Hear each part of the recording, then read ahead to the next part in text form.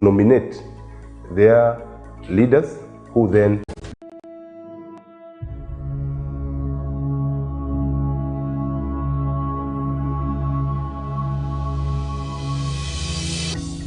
My name is Josephat Onyari. I'm the Director of Finance and Administration based in Djibouti. First, I want to appreciate our Executive Secretary really for coming up with this idea of the IGAD Council of Eminent Persons. This Council of Eminent Persons comes from diverse professionalism. We are talking of prominent athlete, we are talking of prominent religious persons, we are talking of prominent politicians. So all these combined will bring a platform to discuss issues to do with the peace and security.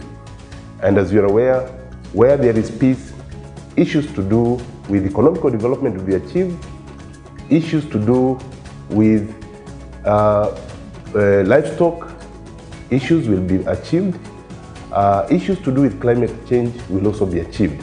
So really, this was the rationale behind the setting up of the IGAD Council of Eminent Persons.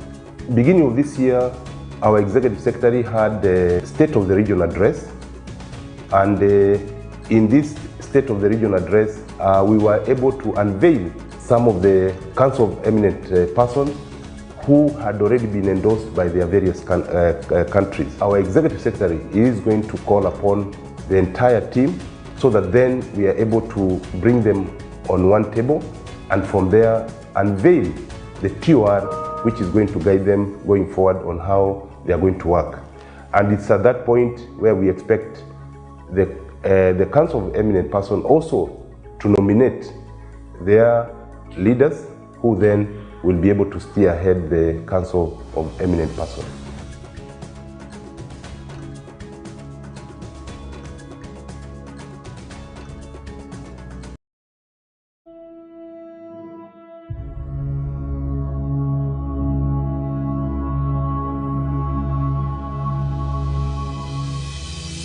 I'm Agum Rin Mabany Adut.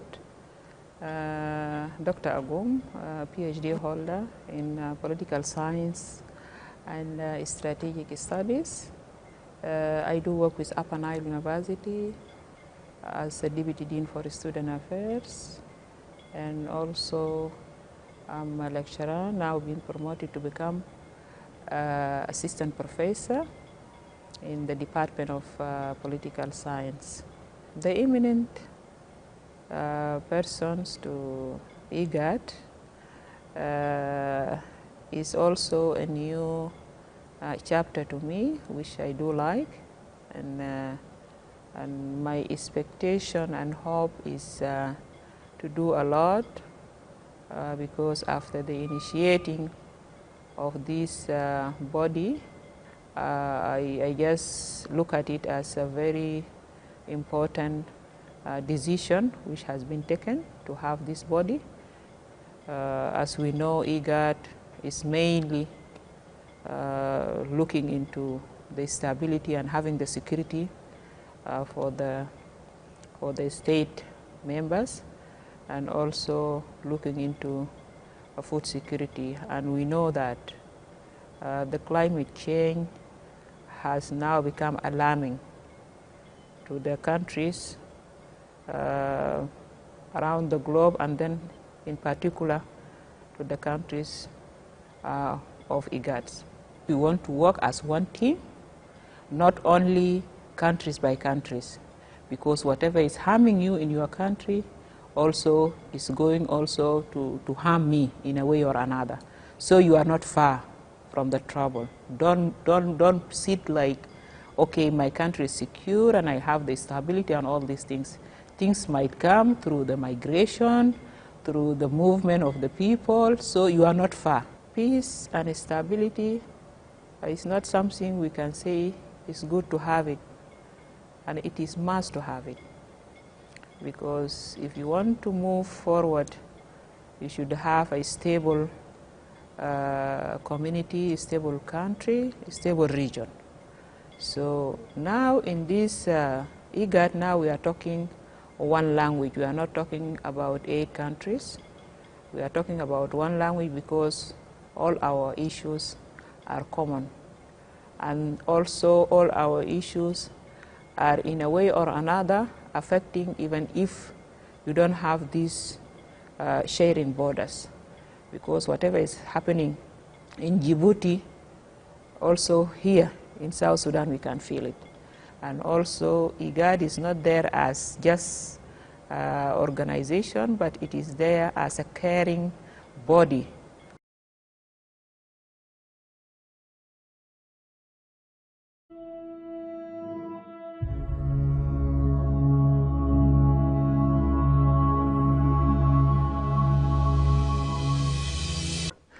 My name is Major John Sei. The title Major, I'm not from Salvation Army, I'm from Kenya Defense Forces. I served and retired many years ago. I have done quite a bit. Besides serving this nation in the military, I think I have served again this country without a gun in a more effective and in a greater way.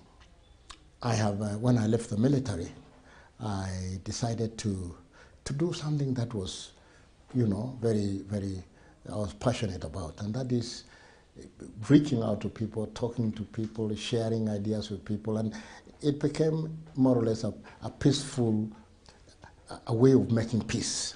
The first thing that I remember very well was what they call tribal clashes of 1992-93, whereby the church, the NCCK, called on me or appointed me to be the first coordinator and chair of the what they called Peace Task Force.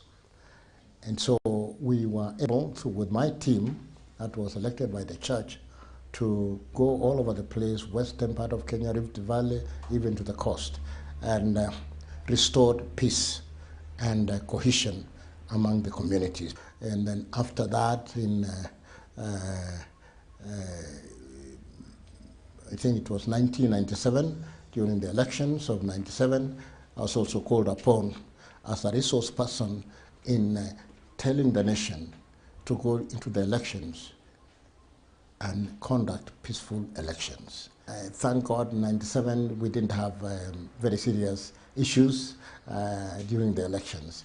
Then the year 2000, I had an opportunity to go to South Sudan. And by then, it was called Southern Sudan because it was part of the bigger Sudan. And this is the time when the war that had been raging since 92 was going on. The North was fighting the South, and the South was demanding secession. And I went there to do one of those very odd and very difficult jobs, to reconcile the civilian population and the military wing of the movement, SPLM. And I had the opportunity to interact and to really share a lot of things with even the current president of South Sudan, Salva Kiir. I've had many other opportunities to attend international conferences on peace and conflict prevention. And when I was in South Africa, my wife was appointed the ambassador. And so I had the privilege as a spouse. And I went there, free ticket and free everything. And I got there and I thought I was going to enjoy myself, close my eyes and say, God, this is the time to rest. But did I rest? There was no rest. That's the time when Mogadishu exploded. And so there were a lot of meetings in Pretoria and Johannesburg talking about Somalia. And I ended up being sucked into that. And the late Ambassador Bethwell Kiblagat was part of that outfit. And so I just got in there. And then after that came back, the beginning of 07. And then the unthinkable happened. The post-election violence that erupted because of the elections of 2007, December. I found myself right in the center. We had come back from South Africa. And the church, remembering that in 1992, I was involved in issues of peace. The Catholic bishop at that time of Eldoret Diocese, the late Bishop Korir, personally took a phone call, and he called me and he said, "Major, where are you?" So, you know, the story is long, but eventually we put our hands together, put our heads together, and we were the first to attend to displaced persons who were running away from rural Uasin Gishu. And they were coming to the Catholic Cathedral.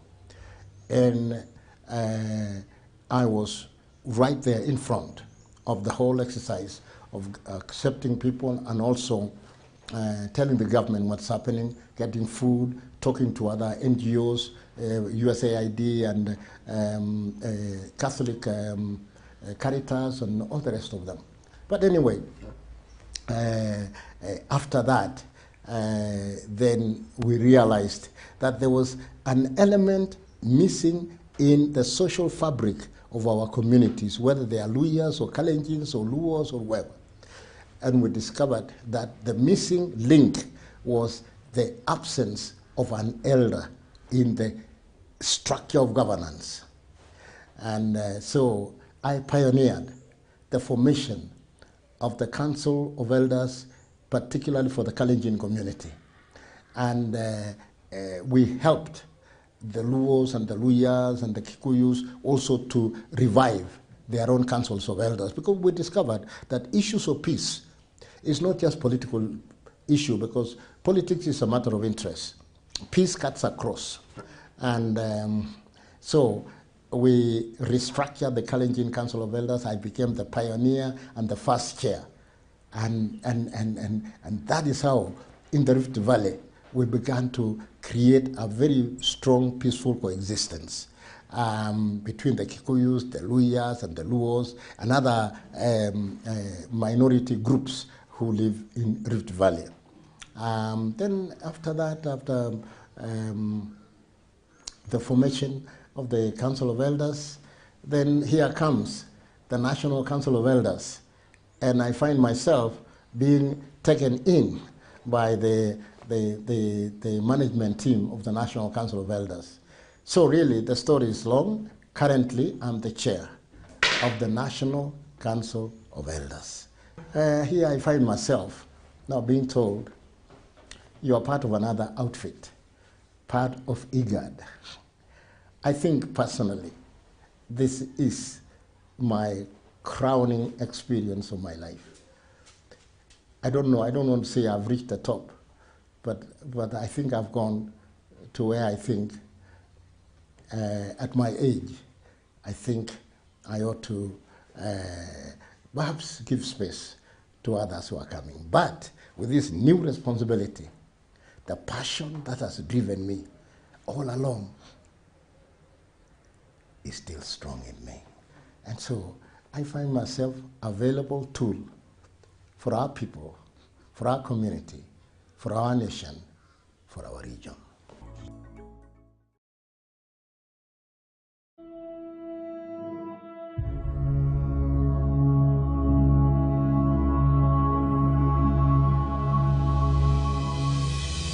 Je m'appelle Aïcha Mohamed Roblé, je suis conseillère technique au ministère de la Communication et je suis aussi commissaire à la CNC. Je suis une ancienne parlementaire et une ancienne ministre de la promotion de la femme et du bien-être familial. Peut-être le conseil des éminentes personnalités, moi je crois que les personnes qui étaient là la dernière fois, c'était déjà des gens très célèbres du Parlement.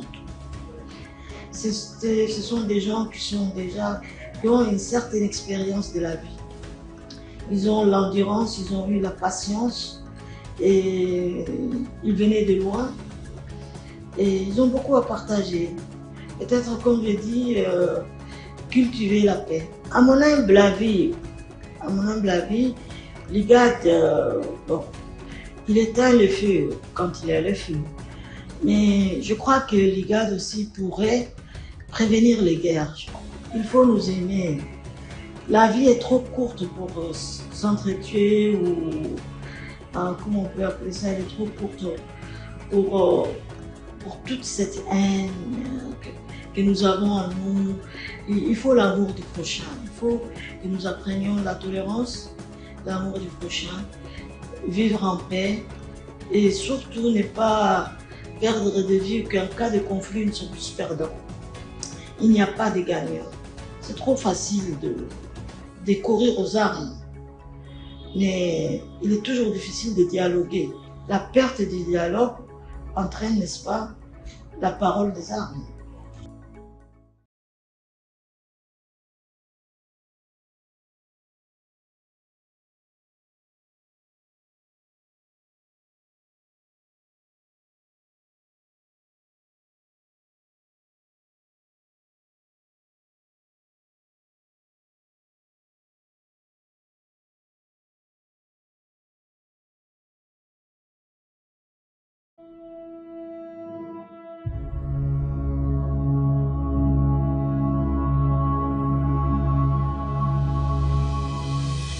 I'm Bishop Taban Paride,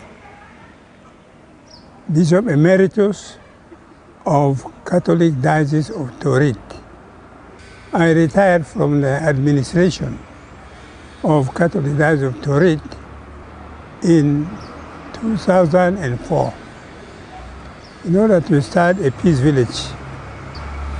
And this peace village is in Kuron, a place called Kuron Peace Village. Why? I found this type of peace village when I went to Israel, among the Israelis, Palestinians who are living together. And this type of village I found, and also I went in German, I found a kind of community who live together. So I said, wow, I'm going to found a peace village in South Sudan in order to bring people who are of different culture, different way of living, method. I want to bring them together. That is how I started. You know, there was a time in South Sudan, they say, who are you? They never say that I am a Bari, I am a Lutuko. They say, I am a Christian. If today we have less conflict in South Sudan, we have to be also very thankful to IGAD. IGAD has done a lot. The same type of the thing we did in the peace village, IGAD has done. So we thank IGAD. Up to now, I think I have to be very thankful to God that no big conflict has taken place in South Sudan. So things are going at least reasonably with understanding, not like before. See, people cannot solve a problem by violence. Violence cannot bring peace. Violence causes another violence. It cannot bring peace. So what we have to tell to the people is that if you want peace, put away violence. Violence brings violence. So that is how we try to be among the people and try to share what we have done. We, the church, when IGAD came in, they worked very hard with the government, with the administration, and convincing them about violence and living peacefully. with the people. That's what I know about. And IGAD also try to help them in their discussion or running their administration with the people, because the administration should be for the people, no power. Power is not a thing. What the people need is a good service, good service for the people. That's what the people want, not power.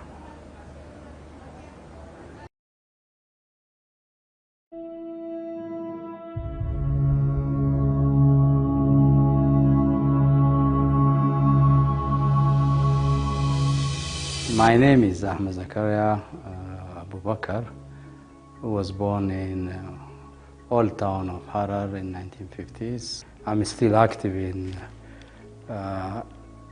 Shimagili elderly role.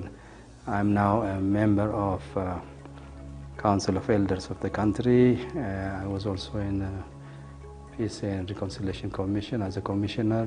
I didn't know that the complexity of that we are living in this region, and the way the office, the IGAD institution was handling. It's not that easy to come, 8 countries coming together and discussing their common problems. I feel we can be a bridge now to have a better hybrid of the local knowledge and the international that we are sharing with humanity all along. When we come together, 24 of us, I hope we'll chart our future plan and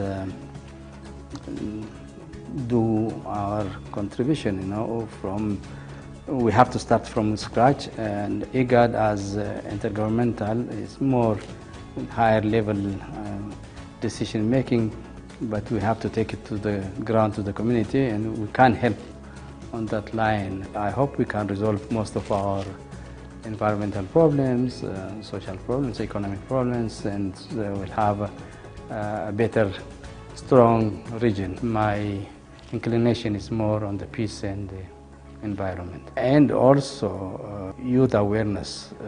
We can share our wisdom to them, and we push them at least to realize their responsibilities, which we missed in our youth time. My wish for IGAD and for the eminent personalities is the coming 5 years, I hope we chart the troubled water together and try to swim in the troubled water together to solve our common problems, and God willing, we'll reach a better result.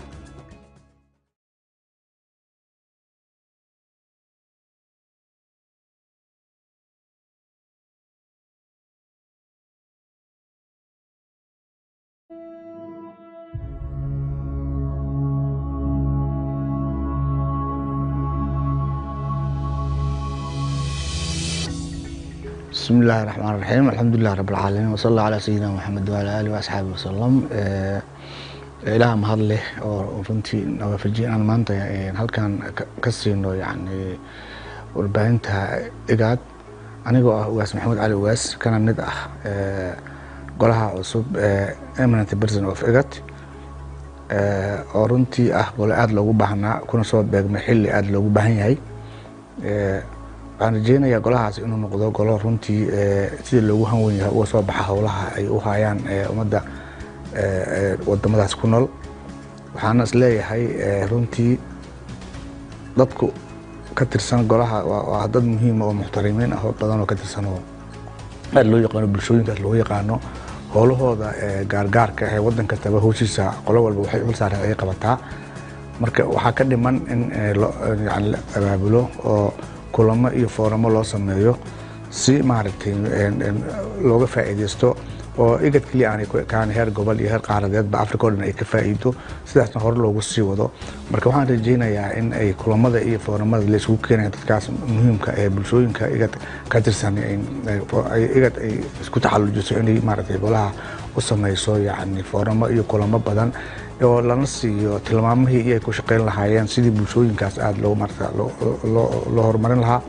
marka waxaan rajaynaynaa in wax badan laga faa'iidi doono kulamadaas waxaan u rajaynaynaa yani IGAD horumar iyo guul insha Allah taala markii aan shirka ka nimid waxa ka dambeeyay waxaan ku jirnay howlo oo nabadeyn ah oo ma hadday ahaato howlaha gudaha Soomaaliya oo yani halkan ka socday oo dagaalo dad ehel ku dhex maray degmada Cadale iyo nawaaxigeeda oo aan muddo 2 bilo u fadhinay hadda lafteeda waxaan joognaa degmada Cadale iyo meel u dhaxaysa degmada Raagacele oo dad ehel ay dhibaato ku dhex gaartay halka ayaa la fadhiyaa oo nabadii loo fadhiyaa waxaan kaloon aan u gudoomiye u ahay guddi loo xil saaray oo isu xil saaray asaadiin Soomaaliyeed isu xil saartay inay wax ka qabtaan arrinta laascaano oo yani halka dagaalka ka dhacay dhibaatada weyneed ka dhacday arrintaasna wali waa socotaa insha Allah waxaan qaabinaynaa marka insha Allah gooshii la soo imaan lahaa howlahaas aan ku jirnaa marka taasna waa socotaa marka taasi waa howlihii gaarka marka waxaan is leeyahay wax qabadidaas oo dhan iyo marka la soo ururiyo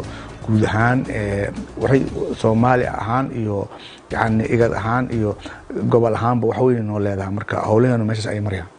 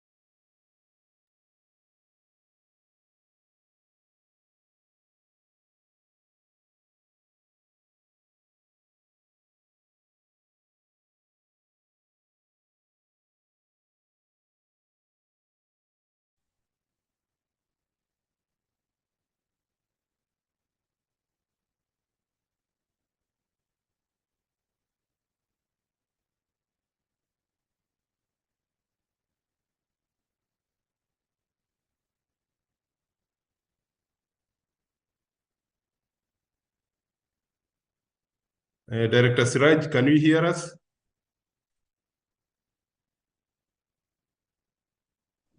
Yes, Kamlas. I mean, sorry, yes, Director Onyari. This is Onyari, Honorable Siraj. You are the moderator, so do we have you on board? Yes, of course. I was so confused because of the internet. Now I can manage it, please. Thank you, and most welcome. Yeah. So shall we start our program or wait some few individuals? I think we already passed the quarter past the mark, so we might want to continue, and whoever will join us can join us later.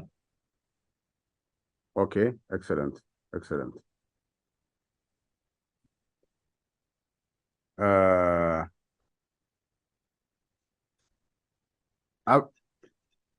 Have you introduced the program? Not yet, Honorable Siraj. So thank you everyone for joining this program.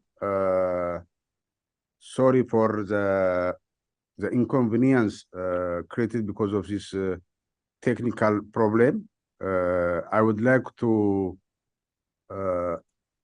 welcome every one of you, and I would like to also introduce the program without any delay. So the objective of this virtual session is, this is a social media campaign which is basically focused on peace and security. As you know, IGAD region has so many opportunities, full of young people, so many natural resources, very kind people from all member states, but we have facing peace challenges in most of our member states. If you see the issue of current Sudan, this is critical challenge for the region. If we see the Ethiopian situation, the South Sudan situation, the Somalia situation, even though we are geographically located very crucial and important place and have so many opportunities for development and peace, but the issue of peace, sustainability in the region is very, very, very critical. For this reason, IGAD, as a regional intergovernmental organization, created eminent personalities so that they can play their major role influencing the situation in the region and bringing sustainable peace and stability in the region. So the role of eminent personalities is very huge. We are expecting so many contributions to change the current situation. For that reason, we tried to arrange this session to listen their view, their their concerns about the peace and the security of the situation. So there are so many participants from IGAD Secretariat as well as from the regional committee. I hope they will join us straight from their link. So the program is majorly focusing on that issue.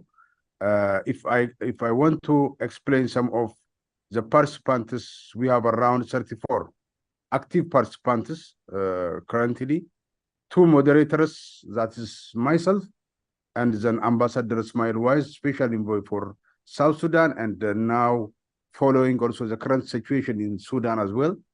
There are also 5 IGAD eminent persons from 5 member states. Maybe later they may introduce themselves very well when they get the opportunity. The other one is 2 IGAD panelists, Director Onyare and his IGAD finance and administration head, very senior person, and have full knowledge about the IGAD region as well as the organization. Sheikh Noor, his spoken person for the executive secretary. And the other 2 very senior and known and knowledgeable panelists are Dr. Solomon Dereso, founder of Amani Africa, and Vausa Gounden, PhD, founder and executive of director of Accord. These are also the panelists. So from the respondent side, there are IGAD Women Peace Forum and the IGAD Media Network, and from the Institute of Security Studies, especially at Addis Ababa University, IGAD staff members, 5 from sister organizations also participated, 7 from youth. So we have very appropriate participants from our sister organizations, as well as from the regional community, both from the young and then from the wise. So the major agenda of discussion is basically IGAD region is a very dynamic region, currently confronting challenges to peace. What are the prospects of IGAD region in terms of consolidation of peace for development and regional integration? This is a major, the central point, and what role could the IGAD eminent personality play in this endeavor? This is a central point for this discussion. Let me introduce you also the detailed programs one by one. First, the first part is already done, the opening remarks. Then is followed by that's introducing. That's the part which I am doing now. And the third item is welcome, and everything is that will already done by the senior director. Then what we remain is now in the details. The eminent personalities have their own limited time because of the time constraint. South Sudan have 5 minutes. Somalia also use 5-minute intervention, 6 minutes reaction from some of the panelists, 15 minutes open floor to respondents as well, then 5 minutes reaction and a question from Twitter, Facebook, and that will be also assisted by the communication office in IGAD. So these are the major issues, in the first section, and then followed by again the same thing from Kenya, eminent person, Ethiopia, and Djibouti. Every one of them also use 5 minutes for intervention. Then followed by the same step, 6-minute reaction, 15 minutes open for floor respondents, 15 minutes. I can't hear you. Hello? Am I loud enough? We can hear you, Chair. Go ahead. Okay, thank you so much. So 7 minutes for synthesis and way forward by moderators. These are the major activities we will cover in our this social media platform. Again, I would like to say welcome all of you for this very interesting and timely agenda, which we are expecting a lot of contributions from the wise, from every member state, and for those senior panelists as well. So now we can start our first session.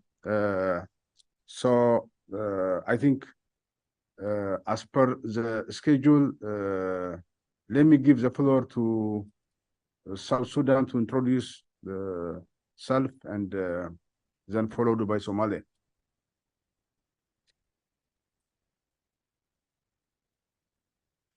Honorable Siraj, there is a part that we have not done.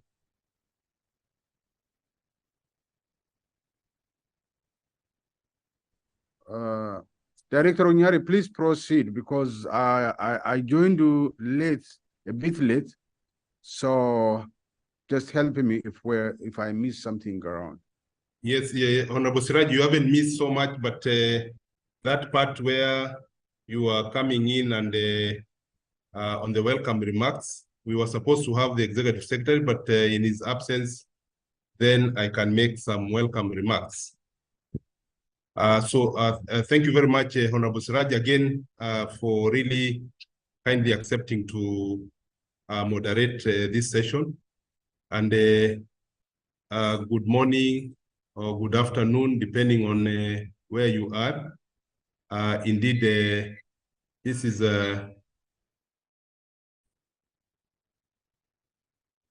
can you hear me? Yes, yes. Yes, Director Onyari. Yeah, thank you, because we lost power here at the Secretariat. So I thought possibly we lost the connection also. But again, as I said, the Executive Secretary was supposed to be with us here. But me being the chair of the IGAD, the eminent person, I'll say a word of welcome before we can proceed on with the rest of the agenda.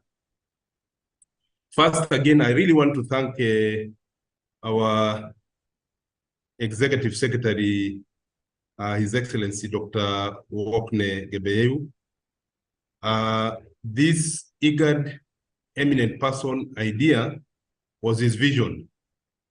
Indeed, having worked in the security sector and also the political arena, and again, having been the Minister of Foreign Affairs of Ethiopia, he was engaged in a lot of the peace building activities.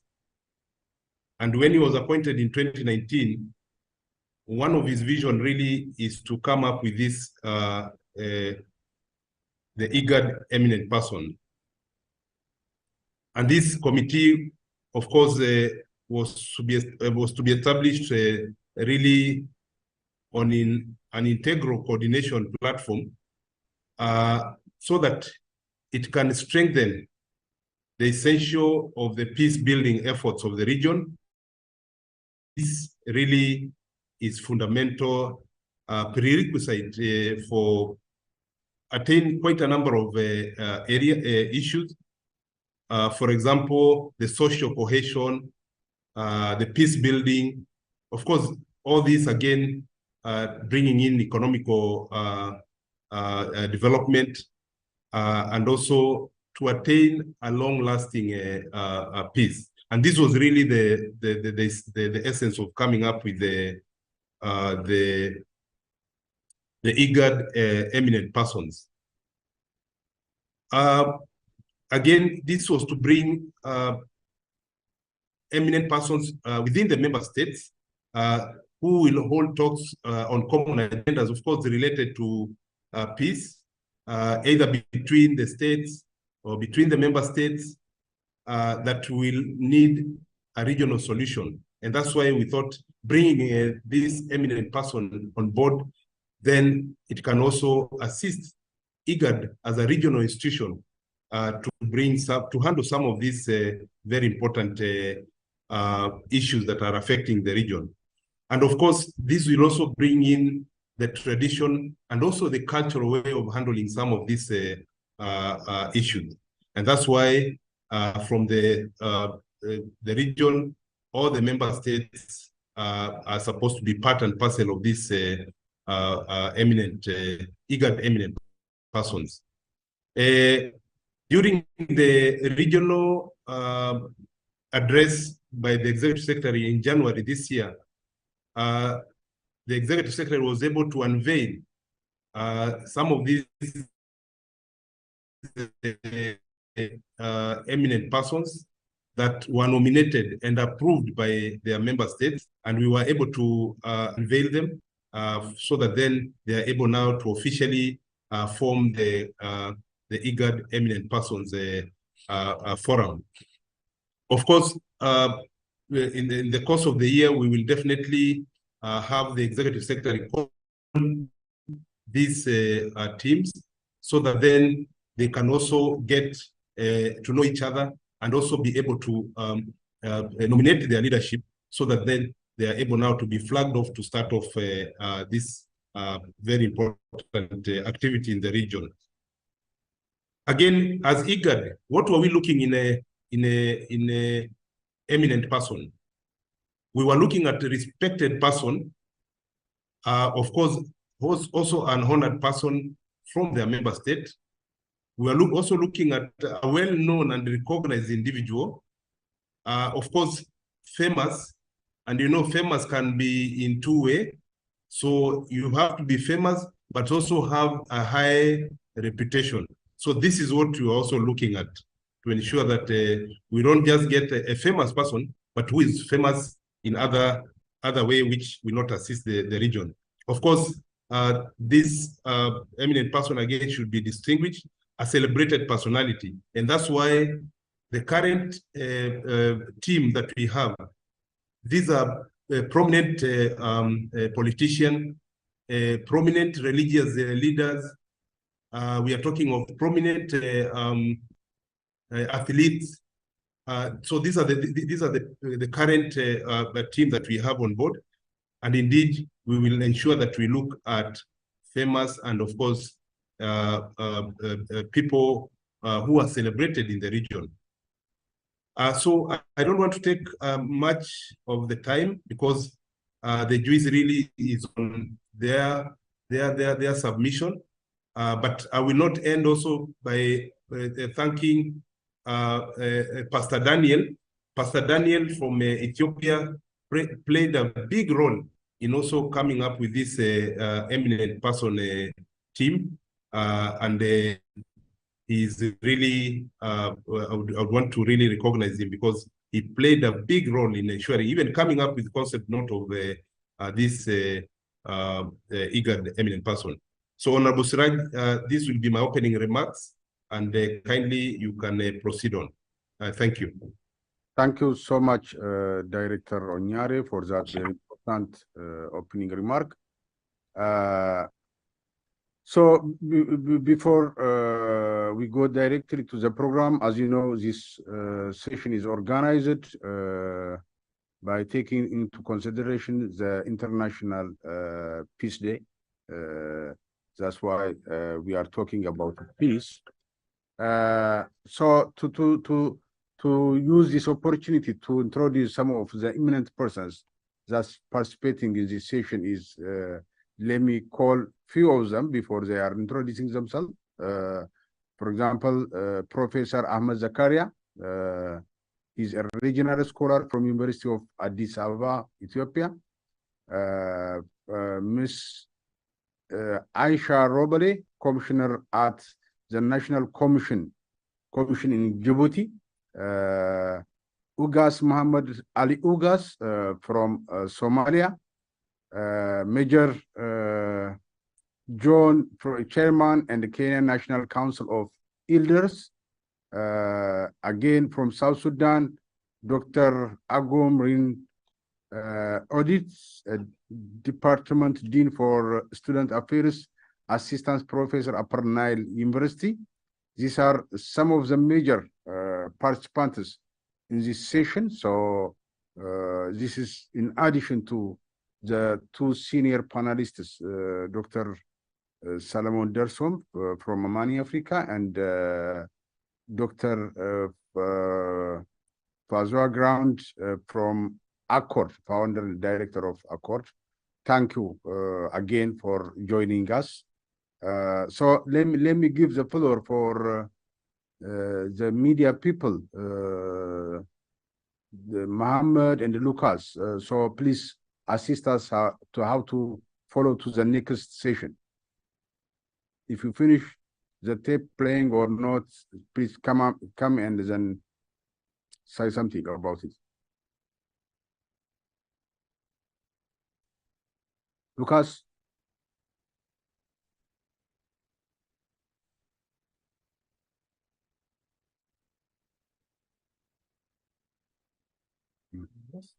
I don't know.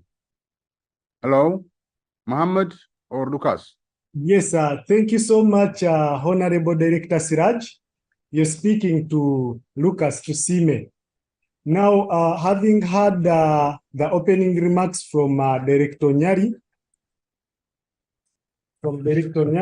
we are supposed now to go to the discussion. We have a topic of discussion, but we have three eminent persons who are here with us. Dr. Agum Adut, we have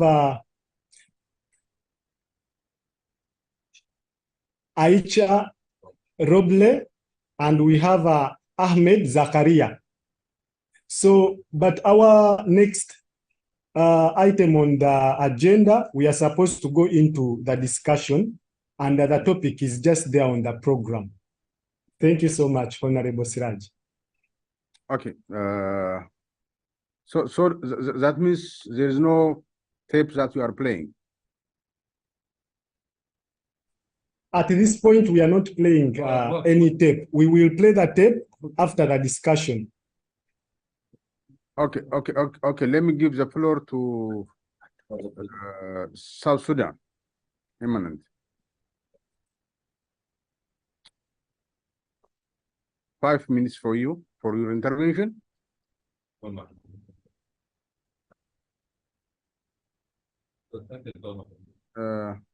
I think you are silent. You're mute. Dr. Agum, kindly unmute your mic, then take over the floor. Thank you. Are we okay now? Yes. Okay, first of all, I'm here to greet you all and respect all your protocol. And I would like to start by saying Happy International Peace Day. I'm so happy and very delighted to be among all these very important people in very significant day. As you know, all of us, we talk about the dynamic region where we are living in. To talk about peace, I think peace is one of very important things we should prevail in all communities. Yes, we know an unstable or unpeaceful region, or let us say country, it can be because of man-made, it can be because of natural crisis or disaster, but a natural disaster like drought, famine, flooding, all these things can lead into unstable region. By having people who migrated from place to another, so that can create a lot of clashes. And some of those kind of unstable and unpeace situation can be also made politically. As we know, our region is unrest region, by having those kind, as you mentioned from your beginning, talking about the clashes which is happening now in Sudan. Me, as I'm talking here, maybe I have contributed in a way or another while I was in Ministry of Culture, Youth and Sports. And as you know, South Sudan went through a war 2013. And in the ministry, we know that South Sudan is a young country whereby we have like nearly 7% of them are youth. Some of them are recruited in the army here and there. So for us to bring the country back again, we created a program whereby we initiate a program in the ministry to bring people together so that we can restore again our fabric to have this social cohesion again, and then bring people to love themselves. So we used to bring every year youth from all 10 states to put them together, and then it was like something between culture and sport activities, whereby people should know each other and then take back again, not only the competition and then take the trophy and medals back, but you have to take with you some messages regarding the peace so that we can restore our social fabric again. So in this regard, me as eminent person, I can have some recommendation in how we can help. And yes, we know that we are not decision makers, but my recommendation can just go to why don't we have some let us say research centers in our countries, whereby we should have early warning to know what can lead us to this unstable situation, or those kind of the let us say research centers. They have like big major role to play. They can identify the problems before it happened, and they can give us what we can do so that we can prevent the problem to happen. And also after the problem happened, they can also give us the advice how to solve the problems. So my recommendation is to have those kind of research centers. Research centers, it is well known everywhere, whereby you can have appropriate information, because when you have a problem, Your own problem cannot be helped, cannot be solved by somebody who's coming outside from your society or community. It has to be solved by those who are living there because they know the actual and the root cause of the problem. Again, the countries should also encourage something called peace and cultural festivals. When you have them so that you can bring people together, they can understand each other, because even within one country, you have a lot of regions. Within one country, you have a lot of tribes. Within one country, you have a lot of different religion backgrounds. So for you to bring them together and then prevent those kind of divisions which can happen because of the difference and all these things, you need also to bring people together. Bring them together, let them discuss together. You see those kind of peace camp and where you bring the people together to talk about their problems and then push them. Let us say push them slowly just to accept each other, because the acceptance itself can help a lot in a lot of things. So to me, for us to build those kind of confidence between you and your brother, this is if we are talking about one country, leave alone when you are talking between country and another country. So for us as a eminent person, I don't want to say that we don't have a lot to do. We really have a lot to do. Since we are disseminating the message of peace outside, since we are encouraging people to do the right things, since we are, because we are not decision makers in a way that we can decide what to do actually, but the campaign itself, it can help a lot. So I don't know whether my minutes are still there, but what I just wanted to add, maybe I did not introduce myself. I'm currently working with Upper Nile University as a Deputy Dean for Student Affairs and Assistant Professor in the Faculty of Economic and Social Studies, Department of Political Science. Why I'm saying this, I'm working with Upper Nile University because those kind of institutions are the institution whereby you should have a lot of research centers to prevent a lot of things. Because yes, I know 5 minutes cannot take me through all I want to talk about, but I hope that I just highlighted or I touch here and there. Thank you very much for the opportunity. Thank you so much, really, for the very constructive points. Of course, you emphasize that there is any disagreement in a community or in a country, the first solutions that should come from the people itself at grassroots level or at any level.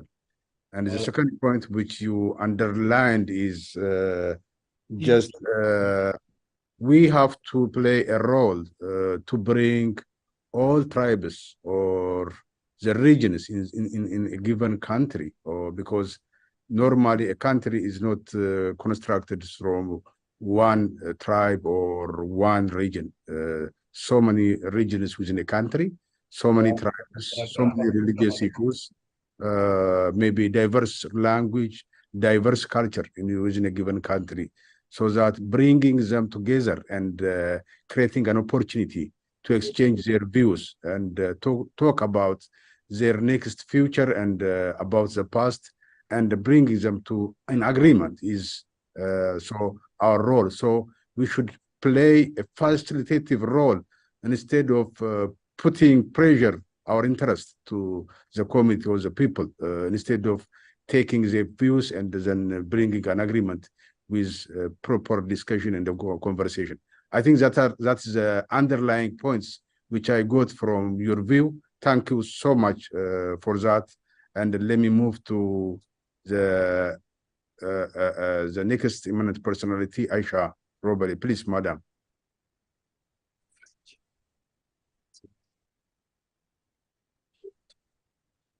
Present. Alors, Assalamu alaikum wa rahmatullahi wa barakatuh. Moi, je vous salue et je suis très contente donc de participer donc, à ce débat.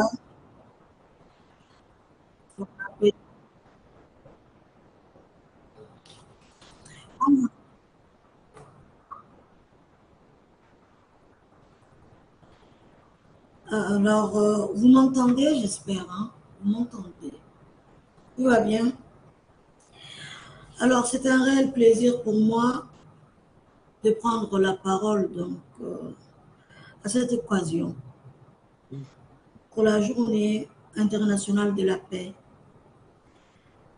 célébrée ce 21 septembre de chaque année, partout dans le monde, dans l'objectif de renforcer les idéaux de paix entre les nations et les peuples du monde entier. Je tiens tout d'abord à remercier.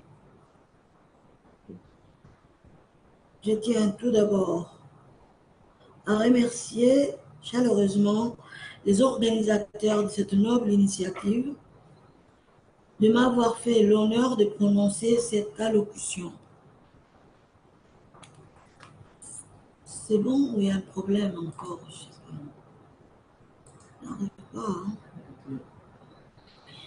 Il m'est donc agréable de rappeler ici combien la paix est une chose précieuse et indispensable.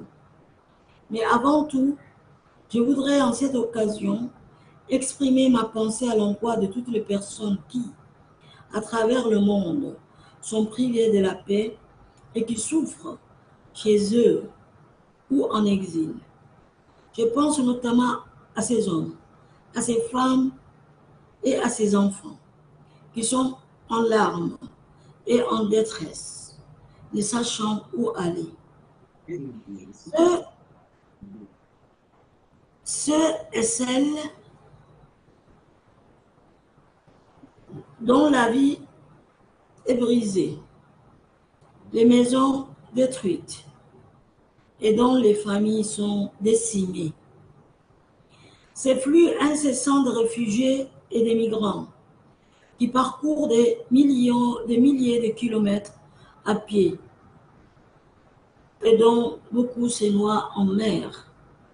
Seules ces personnes connaissent les vraies valeurs de la paix et comprennent que la guerre est synonyme de la destruction, du deuil, de la misère et de la famine. Ils savent que la paix est ce qu'il y a de plus beau, que la paix fait vivre, alors que la guerre tue. Dieu merci, nous pouvons prévenir la guerre si nous le voulons. Parce que dans chaque pays, avant que la guerre éclate, il y a toujours les prémices de la guerre. C'est pourquoi, à mon humble avis, il faut prendre le pouls. Que dans chaque pays, il y ait des gardiens de la paix. Qu'il y ait des gens, parce que moi je trouve que la paix est synonyme d'amour. C'est comme l'amour, il faut l'entretenir. Il faut l'entretenir nuit et jour. Pourquoi ne pas enseigner justement la paix dans les écoles? Parler de la beauté de la paix, le refus de l'animosité, le respect de la vie, le respect du prochain. Je crois qu'il faudrait que dans les écoles de bas âge, tout commence dans le foyer. Paix dans les ménages, paix avec les voisins, paix entre élèves dans une cour de classe, dans la cour de l'école. Je crois qu'il est très important que la paix soit enseignée, que la paix soit célébrée, que nous devons absolument la chérir, nuit et jour, comme un joyeux, parce que il m'est arrivé de m'entretenir avec des réfugiés. Et ils m'ont dit qu'au moment où ça a éclaté, eh bien, il y en a qui étaient en train de se marier, d'autres qui étaient en train de faire, d'évacuer à leurs occupations quotidiennes. Il y a des femmes qui étaient en train d'accoucher ce jour-là dans les hôpitaux. Une guerre, c'est quelque chose que personne n'a demandé, ça tombe sur la tête des innocents. Et beaucoup de gens périssent, justement, ne sachant et se demandant pourquoi eux, pourquoi leur pays, pourquoi elle les a choisis. Cependant, moi, j'aimerais juste, je ne sais pas si j'ai assez de temps, j'ai un problème avec mon ordinateur, mais si vous le permettez, je vais vous raconter deux petites histoires que j'ai entendues quand j'étais jeune. Il y avait un enfant donc qui se plaignait des gens, qui disait à son père, « Papa, les gens ne sont pas gentils avec moi. Ils m'insultent, ils me parlent mal, ils me battent. » Son père lui a répondu, « Va au milieu d'une falaise et prononce à haute voix cette phrase. Je te déteste. » L'enfant alla à l'endroit indiqué par son père et cria fort, « Je te déteste. » Et aussitôt après, il entendit les échos de sa voix. Étonné, il répéta une seconde fois,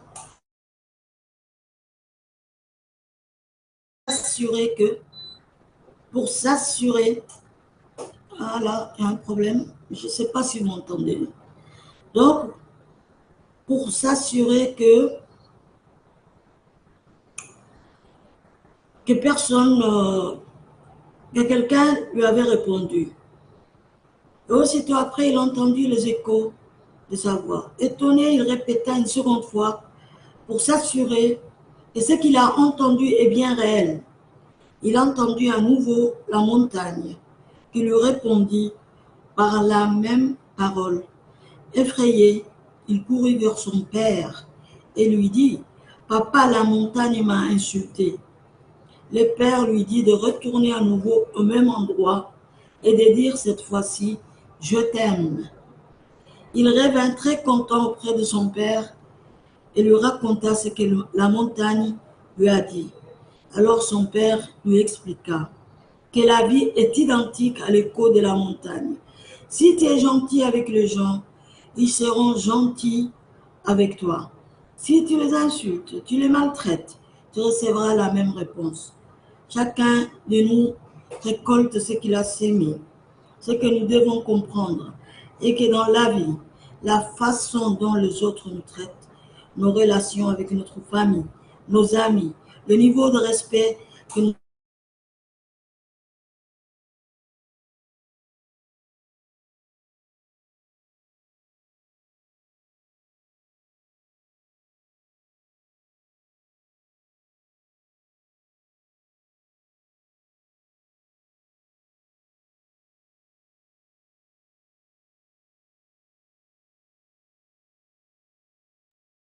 Yeah, I think it's a connection problem.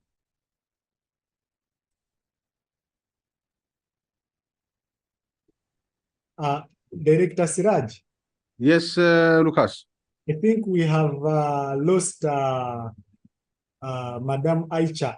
I think it's something to do with power. Huh? Please. We have lost her. I think it's something to do with power. Maybe you can take over. Okay, okay. Thank you so much, Lucas. I think there is something wrong, maybe connection or power. We don't know, but what the speaker wants to underline when providing her views, basically peace is in our hand. If we want to maintain and proceed with that peace, the role of community at all levels, if we day and night communicate this peace issue at school level, for starting from the younger age of our community, if we communicate daily the agenda of peace, in the religious areas and in every part of the community. So we can mobilize the whole society, the whole citizen, to play constructive role in creating and sustaining peace around the community and at all national levels. That's the major, the central message which I got from the eminent person, that's Honorable Aisha. So that was the central point of the message. So let me now move to and invite Professor Ahmed Zakaria to come in and then provide his view about this novel agenda. Thank you. Welcome all. Good afternoon. Peace to all of you. Well, I'm starting from assessment of the region. From February up to now, I was wondering what my role might be, and then I had a small interview about 2 months ago or 3 months ago. After that, I haven't heard anything until now, and I was wondering what might be my role in the IGAD complex. So I start learning more about IGAD. Is there any intervention?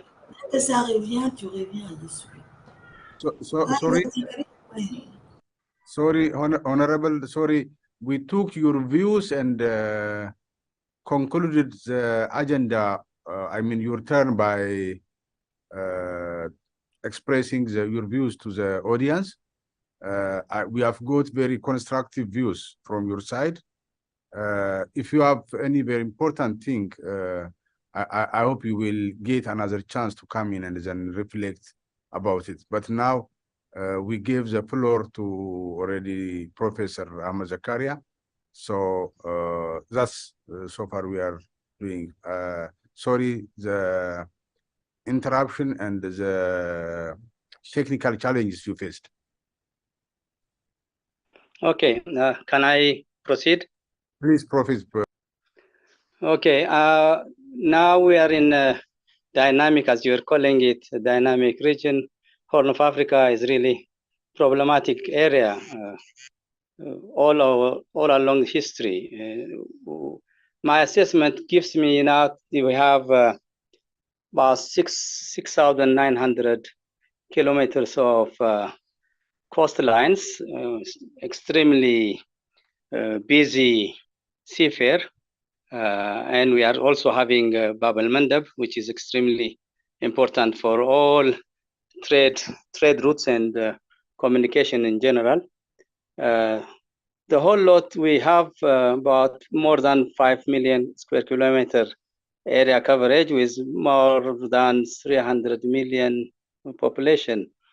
And about 70% of our area is mainly dry region. And that is a focal point that we have to discuss. We have to know our resources before delving in any solution. And so my recommendation in general to IGAD is to provide us with a SWOT analysis of the region, that at least that gives us how to chart our future plan. You know, if we don't know, I'm active in my country, I'm as elders, we are doing fine. I mean, we're trying to solve at least more than 50% of the country's peace problem as we consider it, because without elders, I cannot see the country intact. And so my role is there. We are better off with compared to other institutions.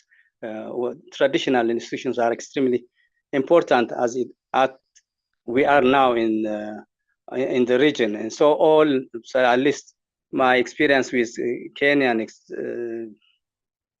new effort that they have established recently is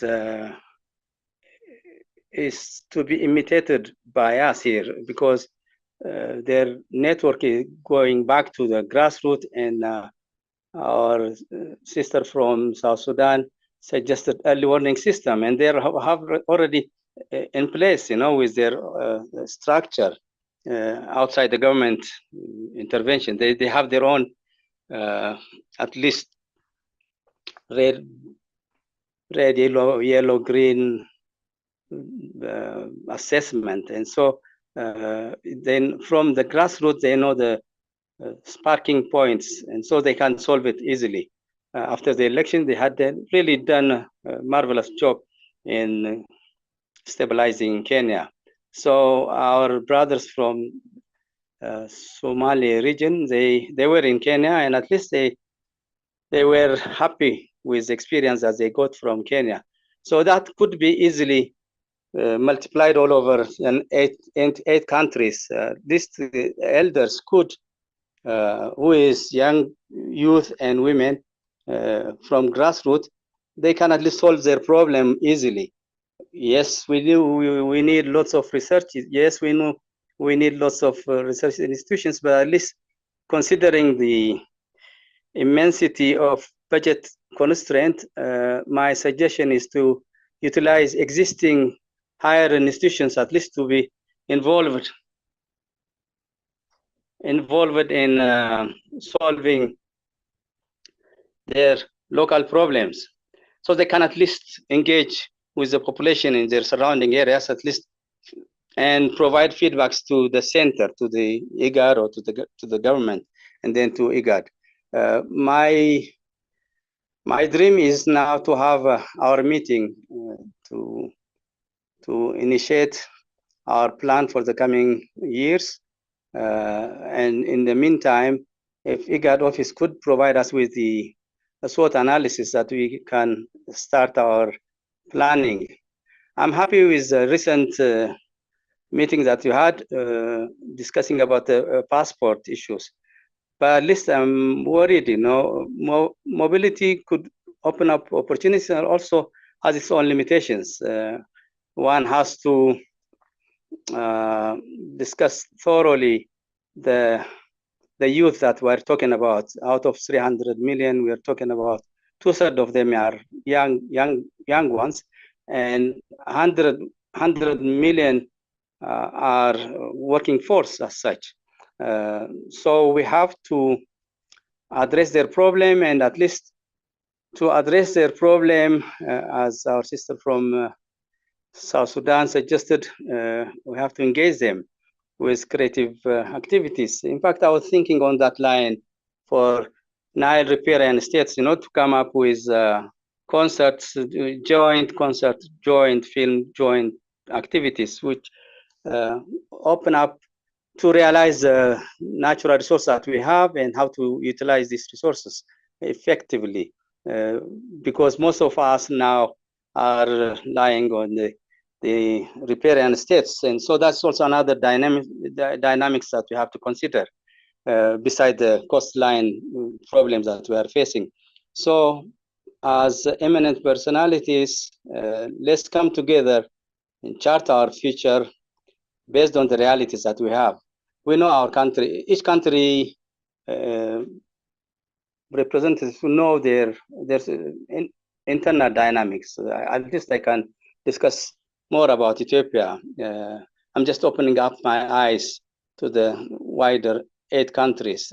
Every country has its own unique position and strengths and weaknesses. And so if we assess our weaknesses and then plan, exchange personalities, sometimes good to have newcomers to the situation, at least to solve part of the problem. And so we can share my brother's problem anywhere in 8 countries. And so we can exchange our experiences and exchange personalities with experience. And so this might be the starting point. I'm eager at least to have the first meeting that we are anticipating, and then we can at least do our best. Thank you. Thank you very much, Professor, for that very constructive views and intervention. I appreciate the intervention by Professor, especially he started from the assessments he has done around the coastline, which is very controversial place, and that's a place which connects the IGAD region with the East and the West international community, and very crucial and sensitive area. Appreciate bring that agenda to this discussion. He also underlines the SWOT analysis and especially the role of elders in IGAD region is very crucial. And I know how much Professor is playing in the peace, the security situation of Ethiopia, and bringing so many experiences, especially from the IGAD region member states and from the international community as well, to solve the national issue there. And he also underlined about the importance of early warning, which is very important, and to take proactive measures. So we have in IGAD CWAR, which collects data and provide information for our member states. So member states can timely act before things change into another form. So that is the very important point, which is underlined by Professor Ahmed. And besides that, also he underlined the importance of using our institutions, higher institutions in every member status, and they can make researches, studies to address the root causes of conflicts in the region at national level and at local level as well. That's also the point which is very important. The other issue is about mobility. He underlined, especially IGAD region is almost 2/3 is about, it is a young youth generation. So it's good to engage this young generation in so many development activities, so that not to be diverted by those who interested to create conflict among the community. So that's also the other important point which is underlined by Professor. Finally, he also advised us to have experience sharing among our member states. There are good experiences in Somalia, maybe South Sudan or Kenya, that may help for Uganda, Sudan, or Ethiopia. So learning, taking experience from one another is also the point which is underlined by Professor Ahmed Zakaria. Thank you so much, Professor. That's very constructive intervention.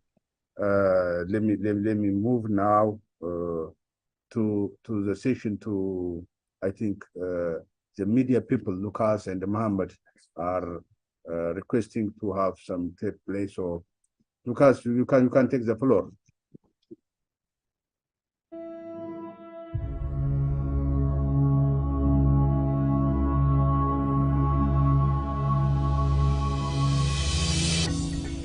بسم الله الرحمن الرحيم الحمد لله رب العالمين وصلى الله على سيدنا محمد وعلى آله وأصحابه وسلم إله mahad leh oo runtii nawaafajiyay aan maanta halkan ka siino yani warbaahinta IGAD anigoo ah Ugaas Maxamed Cali Ugaas kana mid ah golaha cusub eminent person of IGAD oo runtii ah gole aad loogu baahnaa kuna soo beegmay xilli aad loogu baahan yahay waxaan rajeynayaa golahaas inuu noqdo golo runtii sida loogu hanweyn yahay uga soo baxa howlaha ay u hayaan ummadda wadamadaas ku nool.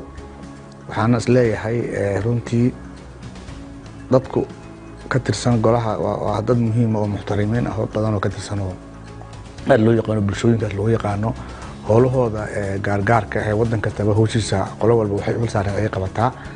marka waxaa ka dhiman in yani la abaabulo oo kulamo iyo fooramo loo sameeyo si maaragtay looga faa'iideysto oo IGAD kaliya aanay ku ekaan heer gobol iyo heer qaaradeedba Afrika oo dhan ay ka faa'iido sidaasna hore loogu sii wado marka waxaan rajaynayaa in ay kulamada iyo foorumada la isugu keenayaan dadkaas muhiimka ee bulshooyinka IGAD ka tirsan IGAD ay isku taxallujiso inay maaragtay golaha u samayso yacni foorumo iyo kulamo badan oo lana siiyo tilmaamihii ay ku shaqayn lahaayeen sidii bulshooyinkaas aad loo maaragtay loo horumarin lahaa marka waxaan rajaynayaa in wax badan laga faa'iidi doono kulamadaas waxaan u rajaynaynaa yacni IGAD horumar iyo guul insha Allah tacaala in markii aan shirka ka nimid waxa ka dambeeyay waxaan ku jirnay howlo oo nabadeyn ah oo ma hadday ahaato howlaha gudaha Soomaaliya oo yacni halkan ka socday oo dagaalo dad ehel ku dhex maray degmada Cadale iyo nawaaxigeeda oo aan muddo 2 bilo u fadhinay hadda lafteeda waxaan joognaa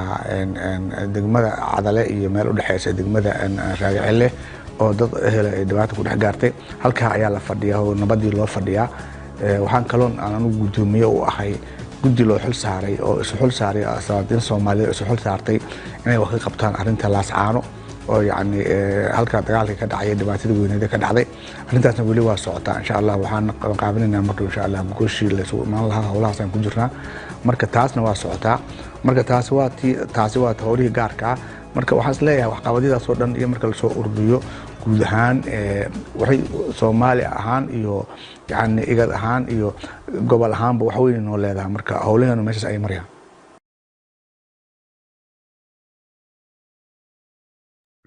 Thank you so much, but I think there was no interpretation from the system. So, Muhammad Abdullahi, can you come in and then summarize what it was said?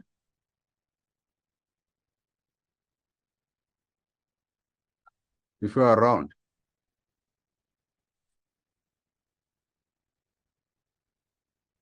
We lost Muhammad. I think he has some few issues with the internet. He's not with us. Thank you. Sorry about that. Is there anyone who will help us? Honorable Siraj, you want me to help you on that? This is not so funny. No. I was taking note on the interpreted, message on the screen. Yeah. Okay.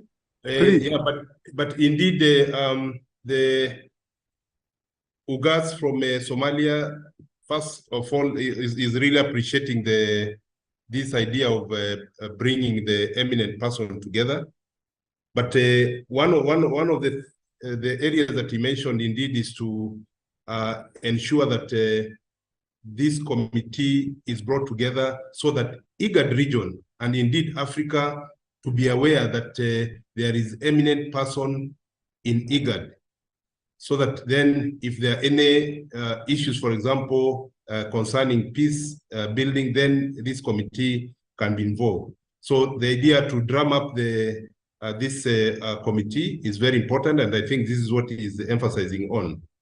Of course, he mentioned that after they left Mombasa, when they were officially inaugurated by His Excellency, the Executive Secretary, they went back to their local communities, to their countries, to continue the peace-building process.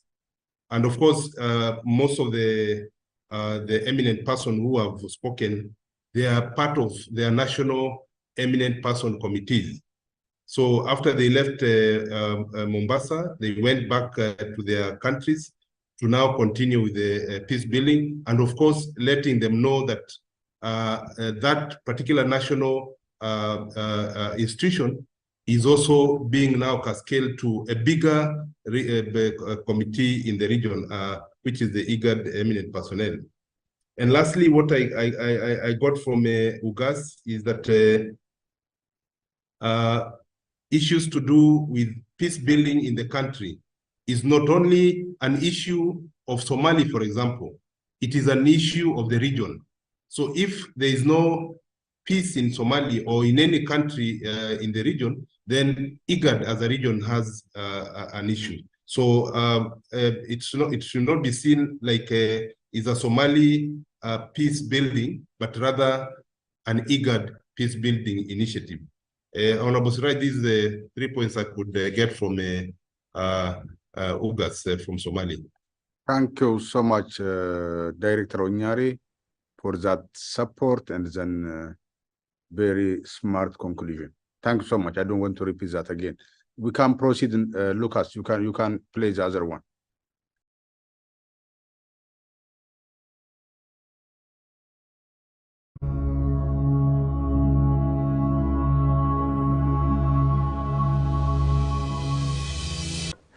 My name is Major John Sei. The title Major, I'm not from Salvation Army, I'm from Kenya Defense Forces. I served and retired many years ago. I have done quite a bit. Besides serving this nation in the military, I think I have served again this country without a gun in a more effective and in a greater way.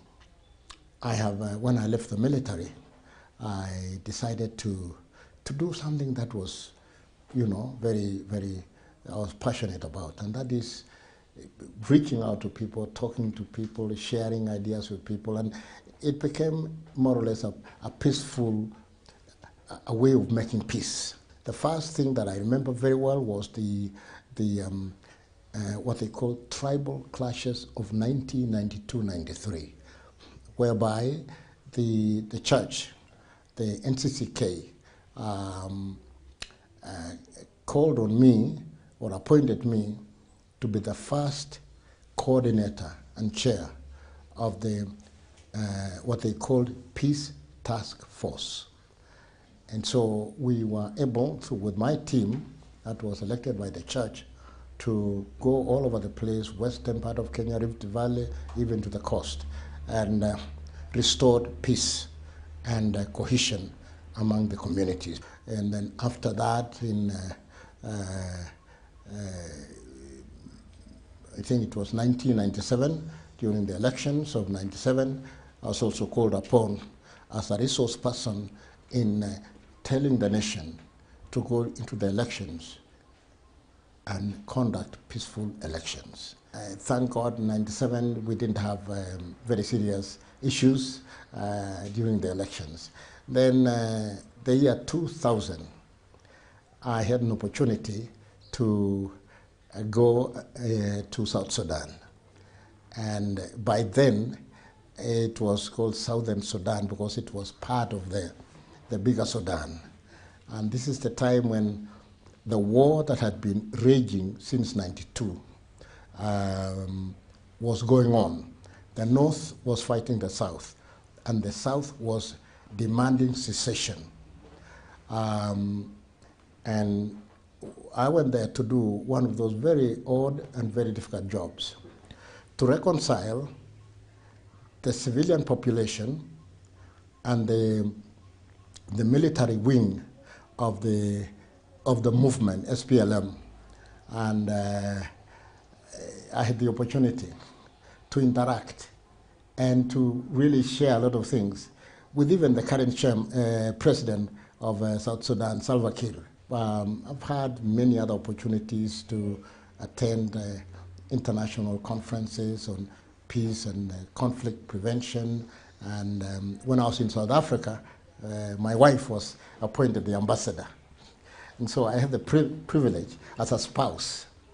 And I went there, free ticket and free everything.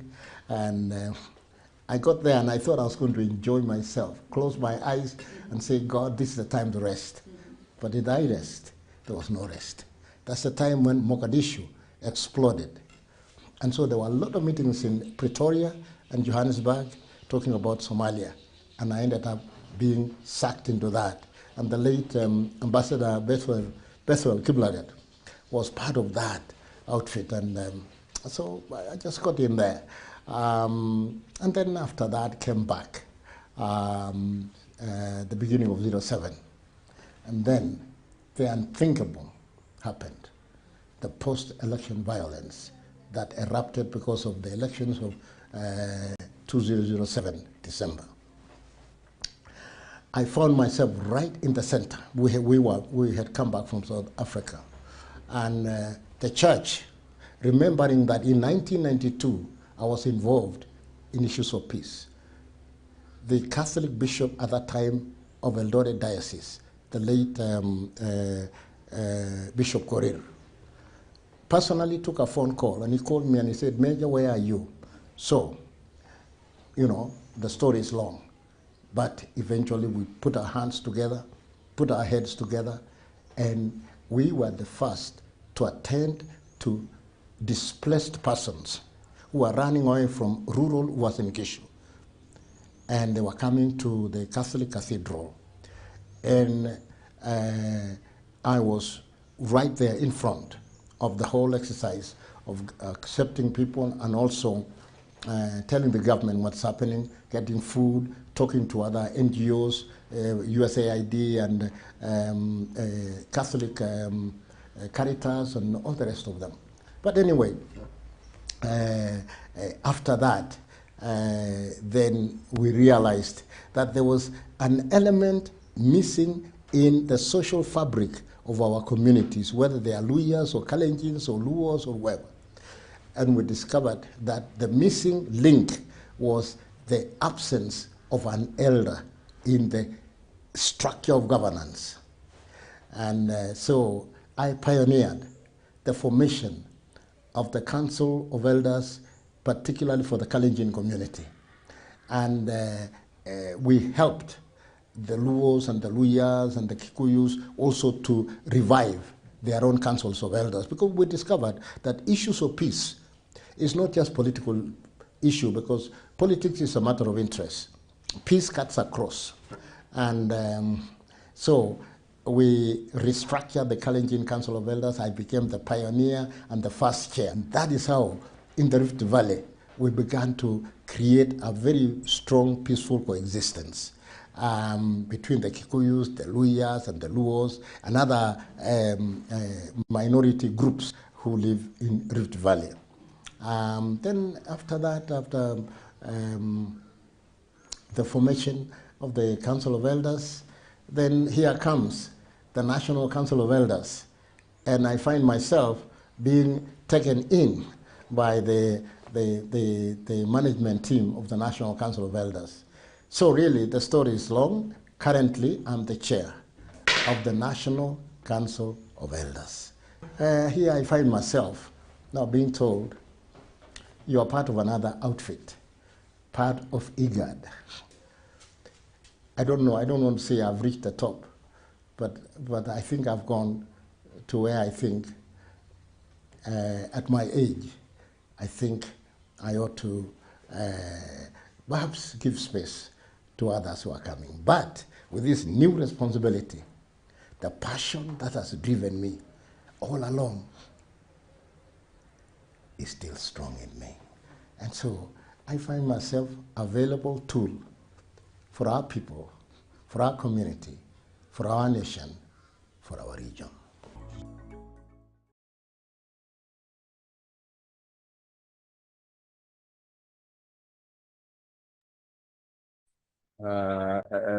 Thank you. It was a really very interesting story, explained by very senior and military person, of course, originally, and he explained his view very, very clear and constructive way. The first one is, I think, the major issue he underlined. His service started after he retired from military. So how to create peace in a peaceful way instead of using guns, weapons like that one. So I think this is a good idea, which I also took from his explanation. Served as a peace task and try to teach the community the use and how much peace is important for development and nation building as well.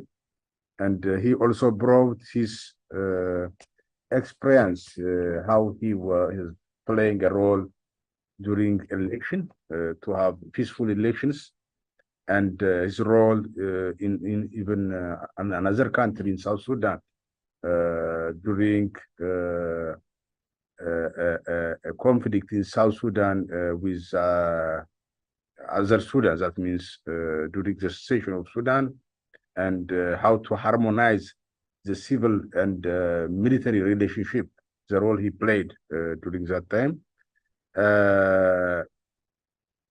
and how peace is different from politics also.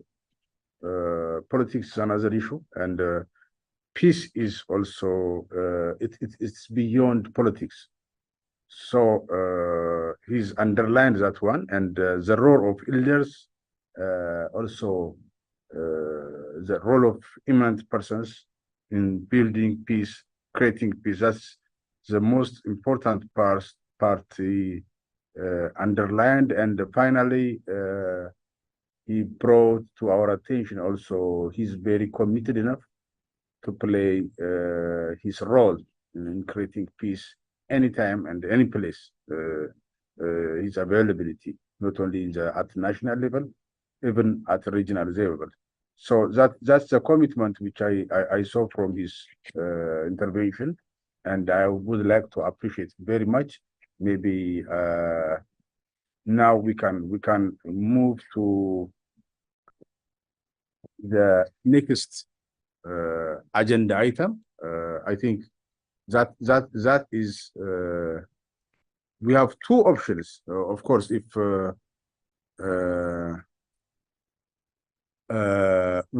because I saw the agenda items. The agenda items are almost the same, which is the intervention of the eminent personalities, and the area which will be covered by also the panelists. So my preference is providing the floor for panelists, and then after we listen their intervention, then going for question and answer, and receiving the views from the audience. That's what I am proposing. If we agree, we can proceed this way. If not, we can cover this part, and then we come in again with the panelists. So to avoid any redundancy, and for anything, listening the views of the panelists and proceeding to the next step is my preference. So what do you think, Director Onyare and other eminent persons? You can comment on this proposal. Yeah, Honorable Siraj, I think that's in order, because looking at the program, initially you were supposed to have 3 eminent persons speak. Then from there we intervene, and then we move to the next again, other 3 or 4 eminent persons. But now that we have already done almost 4 or 5, I think we can proceed on with the intervention, and then from there we can move on. So if I can start, Honorable Siraj, and I also don't want to repeat what you have actually mentioned. From South Sudan, very good remarks there. And of course, looking at what the eminent persons' role they will play in this process. One of the areas that she talked about really on the issue of the research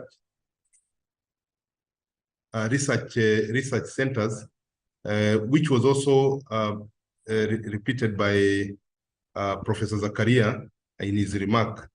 And I'm happy that you also brought about the issue of the C1, our C1 in IGAD, which is the conflict early warning and response mechanism. Very important, because on the ground we have the CIWERUs who coordinate with the office in Addis Ababa, so that then we are able to get this data shared with the various players on the ground. And in this way, we are able to identify some of the areas that are conflict prone or other issues that are affecting the community. So as you're aware, IGAD has a track record of playing a pivotal role in mediating conflict in the region. So the prospects for peace are promising if IGAD continues to engage in conflict resolution and also prevention efforts. So I think for me, what the eminent person are putting to us is this mechanism to be available in the region to be able to get this data collected and of course shared to the players on the ground. But looking at our structure at the moment, is C1 enough? What we have on the ground are Siwerus. Do they also reach out to all parties in good time? Is this report disseminated in good time? Because the report might be in a report form, but the actual happening on the ground might be different. So I think going forward, we might want to look at how to strengthen this mechanism in IGAD and also on the ground, because all that we are talking about is also funding. And I think this mechanism, Honorable Siraj, squarely falls under your docket. So I think what the eminent person are saying, let us try and see how best we can strengthen this on the ground. The other thing from South Sudan was about the peace and cultural festival.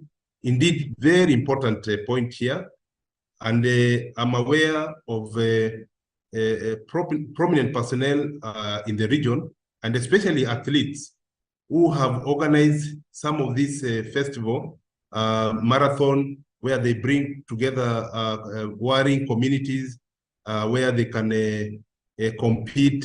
Eventually, they're given prizes, or at the end of the day, sit together and they have like a meal. And as a result of that, this has really happened. It has really assisted in terms of the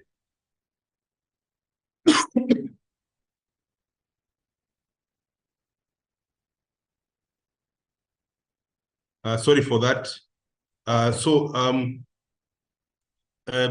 By having these festivals, communities have been able to come together and share a meal after the festival, and as a result of that, they end up having that peace in the region. So here again, the eminent person will come really handy, either attending some of these festivals or they themselves organizing these festivals, so that then they are able to manage some of the conflicts, for example, between tribe or between border communities, for them to have that peaceful cohesion. On Madam Aisha, again, really, she came up with very good points there, especially in her story, where she also mentioned that peace really is one of the beautiful, things that one should have, and this is really towards also keeping peace in the region. Professor Zakaria, again, on the early warning, the most important thing, again, he talked about the exchange program, where, for example, a national eminent person can learn from the other national bodies. And I'm glad that all the teams that we picked belong to the national eminent personnel. And this is really very good, as Major Sei was saying. They were able to form eminent personnel to various tribes to replicate what others have done. So we expect also national eminent personnel teams or committees to see if there are any member states who do not have this kind of governance, then they are able to assist them, so that then they are able to at least benefit from the other team's experience. Of course, Ugas also, he talked about the eminent person when it was inaugurated. They went back at least to drum up the idea, and also continue bringing peace to their people. Very important point from Major Sei, especially on missing link in some of the governance structure, where you find there is a committee, but without that element of an eminent person, then it becomes a bit of a problem in terms of having that structure really working. So I think these are very important idea from Major Sei. So that will be my intervention, Honorable Siraj. As I said, I didn't want to repeat again what you had already said, because most of them, again, you are summarizing as we were going forward. Over to you, Honorable Siraj. Thank you so much, Director Awira, for, today I will see this jet lag is still confusing me. Sorry, Director Onyari. So I am sticking to my proposal, so that let me invite the Director of Accord, Dr. Fausa Gauden. I'm sorry, if I am not pronouncing properly, to have his intervention. Then we will finalize later. Thank you very much, Honorable Siraj. No problem. It's pronounced Vasu Gauden.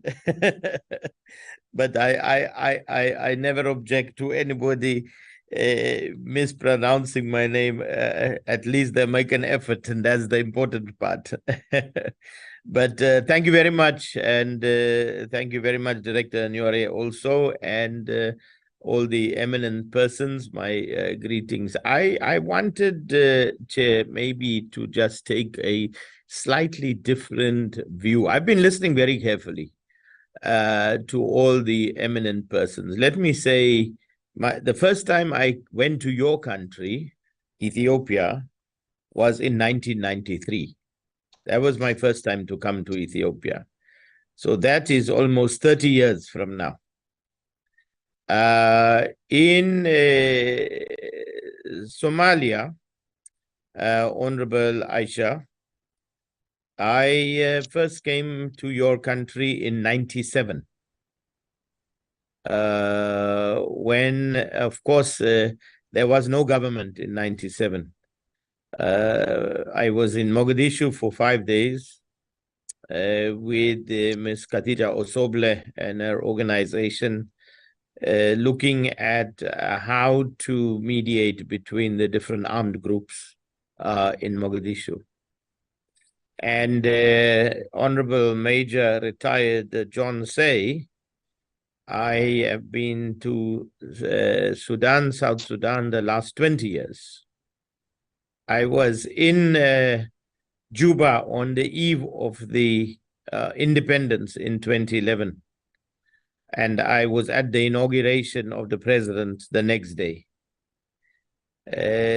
So I want to reflect on this and say what I think might be the role of the eminent persons now. Why I gave that history, Chair, is because, 10 years, 20 years, 30 years has passed. And really, when I look at where we are as a continent today, particularly in the last few months when we have seen a series of coups in West Africa, we are really in a worse position today than we were even when I came to your country in 93, which was to meet Dr. Salim Ahmed Salim, who was then the OAU Secretary General. And it was a very optimistic time in Africa, as you know. We were at the time instituting the OAU conflict management mechanism. That was 93, if you will recall, Honorable Chair.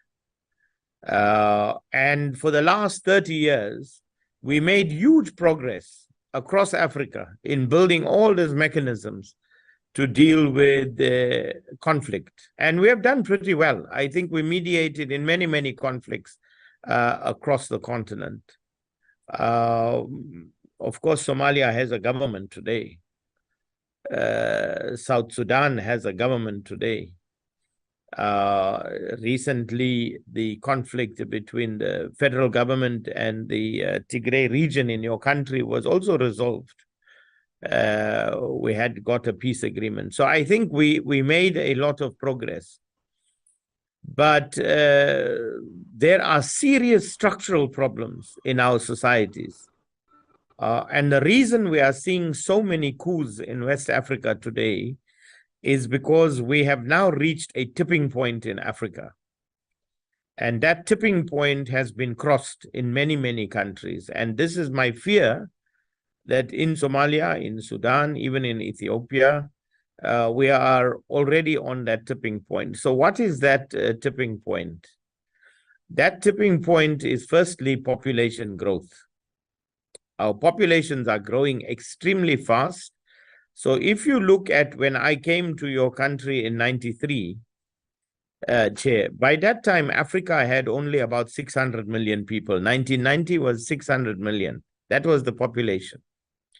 Today, 30 years later, the continent has 1.4 billion people, which means that in that short time of 30 years, we added 800 million more people on the continent. So if we look at Ethiopia, today you are 123 million people, or thereabout. By 2050, you will be 205 million people. And by 2100, you'll be almost 300 million people in Ethiopia. If we take South Sudan, in 2021, it's 10.7 million people. In 2050, will be 20 million people. In 2100, 32 million people. After the outbreak of the war in Khartoum, well, in Sudan, but largely in Khartoum, we have seen a flood of refugees into South Sudan, from Sudan, which means nobody really knows how many people are in South Sudan now. Somalia is about 17 million people today. By 2050, Somalia will be 35 million people. And by 2100, Somalia will be 75 million people.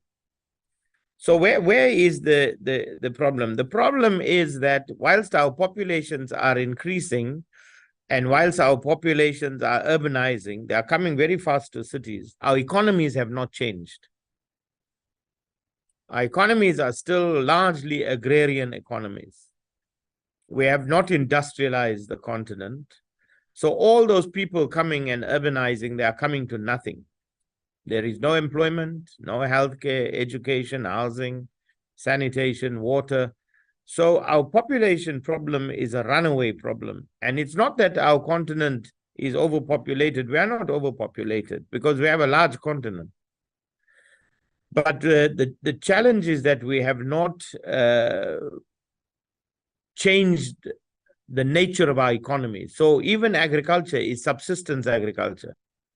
Although we have 60% of arable land in the world is in Africa, we are still importing food. We should be exporting food. So this is the challenge that we have. So what is going to be happening? Not going to be, what is already happening? And what will characterize the next decade on the continent? And I'm speaking now of my 30 years of experience in all the major conflicts across Africa. We have been in Somalia, in Sudan, South Sudan. We have been in Madagascar, in the DRC, in Burundi. And in the meanwhile, whilst we were busy putting out these fires, we haven't really dealt with the deep structural problems. I think maybe your country, Chair, was the only one. I must say, from 93 to today, if I look at where Ethiopia has come, when I arrived in Ethiopia, there was a very small airport, which you will remember. But today, when I come to Ethiopia, I mean, you know, it's a world-class airport. When I arrived in 93, there was no proper road going into Addis. Today, you have freeways and highways, and you even have a inner train system. All of those huge developments. But you have a runaway population that is rapidly urbanizing, and your development is not keeping up to speed with the population. This is the same in my country, South Africa. Our population today is 60 million. By 2050, we will be almost 80 million people. And today, 30 years after Mandela became president, or 27 years, we still have poverty, unemployment, and inequality in South Africa with our sophisticated infrastructure. 70% of our people are still living in poverty. This is the reality that we have to deal with. So what is going to happen in the next decade? We are going to see a rise in social and political, not going to see, we are already seeing it everywhere. People are taking to the streets because they are disgruntled. Their basic needs are not being met. Most of our countries, look at South Sudan, 70%, 50%, no, 70% in South Sudan, youth. Somalia, 50% young people. Ethiopia, almost 60, 70% young people. These are huge numbers of people. And if they are unemployed and they're coming to the cities, they will turn against the government. This is what is happening in West Africa. The French sentiment that you are seeing is just a driver. It was a trigger. The anti-French sentiment is a trigger, but the deep problems are the problem of unemployment and poverty. And anybody who comes up tomorrow and says to these young people, I'm going to give you a hope, I'm going to give you an answer, they will mobilize them. And this is what the military has done in West Africa. They have mobilized because they realize the young people are disgruntled. They just mobilize them against their governments. So this is the challenge. And as you know, Chair, the IGAD region is very fragile right now. The whole IGAD region is extremely fragile right now. And so what then is the role of the eminent persons in this context? And two things, Director Onyari, also. You must please give my regards to my good friend, the Executive Secretary, Ambassador Vice. I thought I will see him here today, but I didn't tell him I thought I will see him here. But, you know, you talked about C1, you talked about the early warning, etc. We don't have a shortage of information. We have plenty of information. We just don't have good analysis and good action on it. This is the problem. So the first thing we need to do is, you know, ensure that we bring all, IGAD has so many good academics and analysts and all of that. There is I don't know what happened to Dr. Derso. Dr. Derso is a first-rate academic analyst, political analyst. There are so many very good people in Ethiopia, in Sudan, in South Sudan, in some of the best intellectuals I've met and analysts. You must use them to analyze these conflicts because they know they have been in the game for a long time. They can give us good analysis. And then out of those analysis is strategies that can go to the eminent persons. Now, when we come to the eminent persons, you know, I was listening to Major John say, Major, are you there? Because I saw you are very passionate about what you were talking about. And I was very inspired by your passion also. I don't know if you are still there, Major. But, you know, the eminent persons have a special role. And what the eminent persons need to do is on a regular basis is to engage with governments about these deeper structural problems that we are having on the continent and to urgently find solutions to that. Otherwise, we will only be dealing with the after effects when these young people take to the streets and start protesting and all of that. It's too late. We have to go much earlier and alert governments to the fact that these are challenges that we are facing. How do we deal with the deep structural challenges? How do we get the eminent persons? It is what our eminent persons were talking about when even Honorable Taban and yourself, Honorable Aisha, you're talking about how do you mediate in the local communities? How do you get the traditional leaders, the religious leaders? When we came to Mogadishu, Honorable Aisha, in 97, the only people who had some order in Mogadishu at the time was the Islamic courts. The Islamic courts could bring order, not all of the warlords that were there. Of course, we know what happened to the Islamic courts later, and we know what happened later in Mogadishu.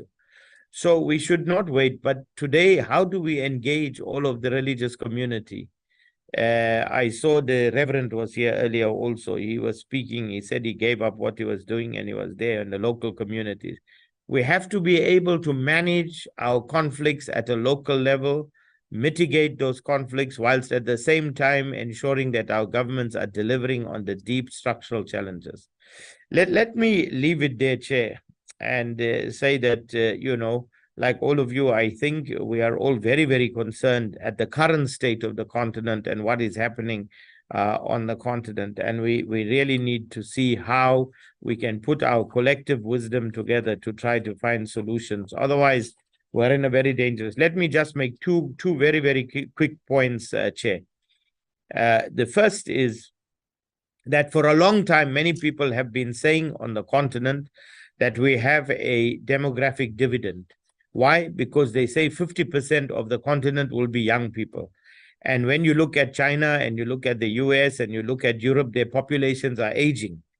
And then we have been saying for a long time, whilst those continents, our population is aging, that they will turn to Africa, because we will have the factory of the future. We will have the labor of the future, young people. I have to say for a long time, I believed that also, Chair. But let me say, in the last month, if you see what has been happening, the last conference that China held on robotics, they are now producing robots in the thousands. This is already happening. Those robots will replace the aged population in those developed countries. They won't need our young people. Those robots will be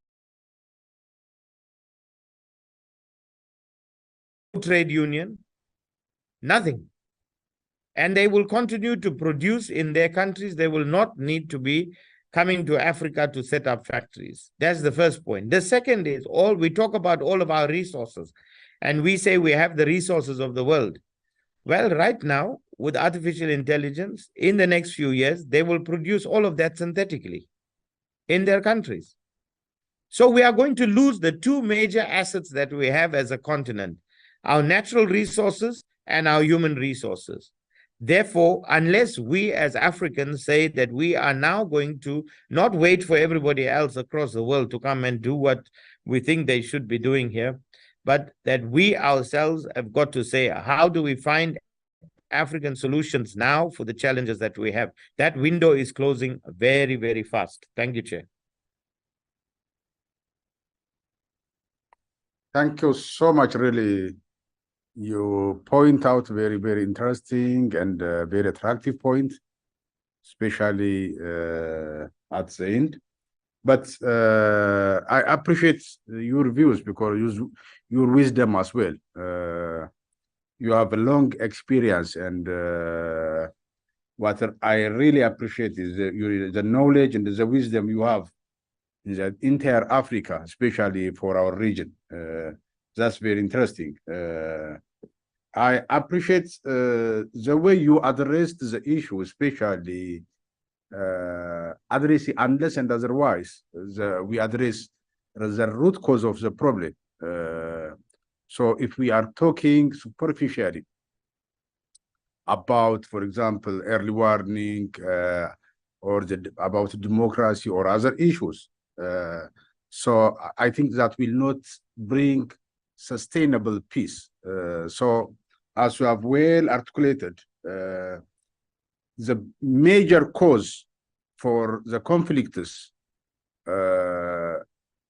around Eastern Africa in IGAD Egypt that makes very fragile is its economic development is very weak. As you have well articulated, is an agrarian community we have. Our agriculture is not well developed. There is high unemployment in our area.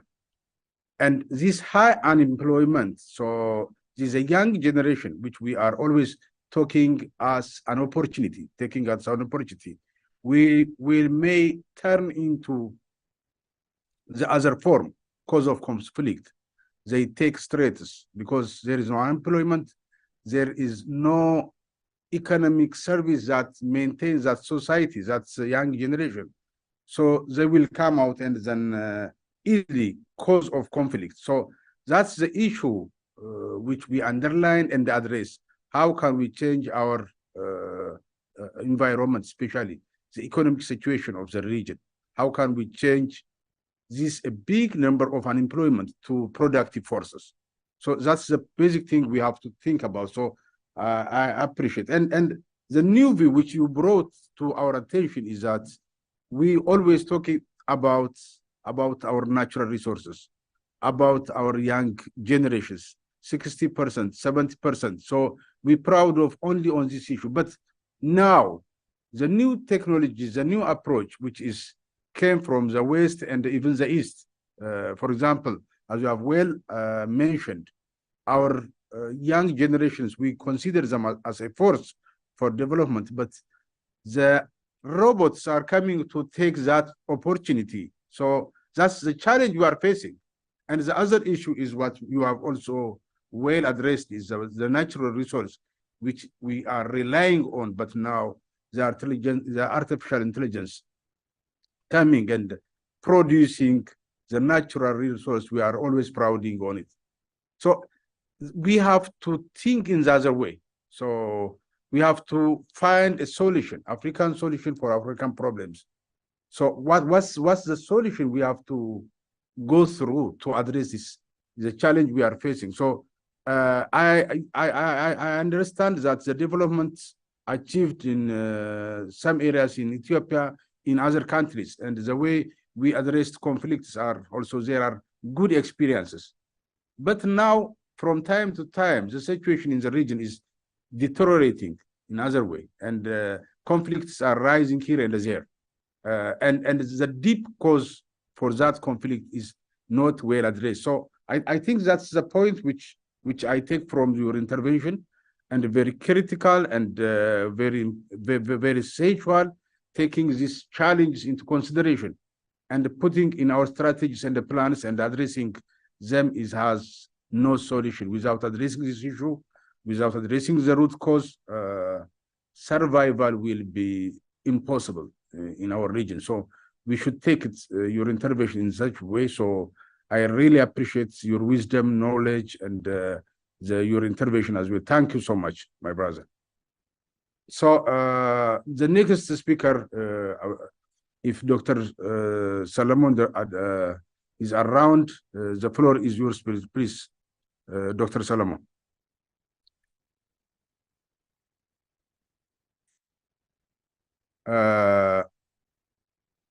Lucas?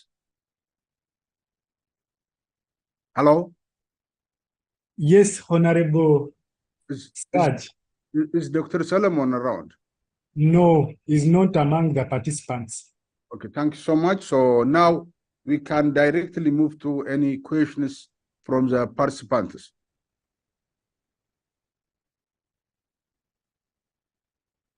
So, Lucas, we are waiting you to facilitate this part.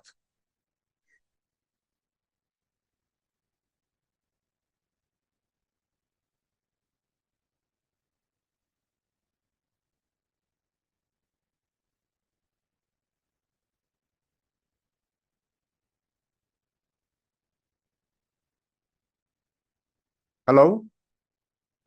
Yes, Honorable Siraj. I was trying to look around. I have not received any question from either participants nor from our online participants.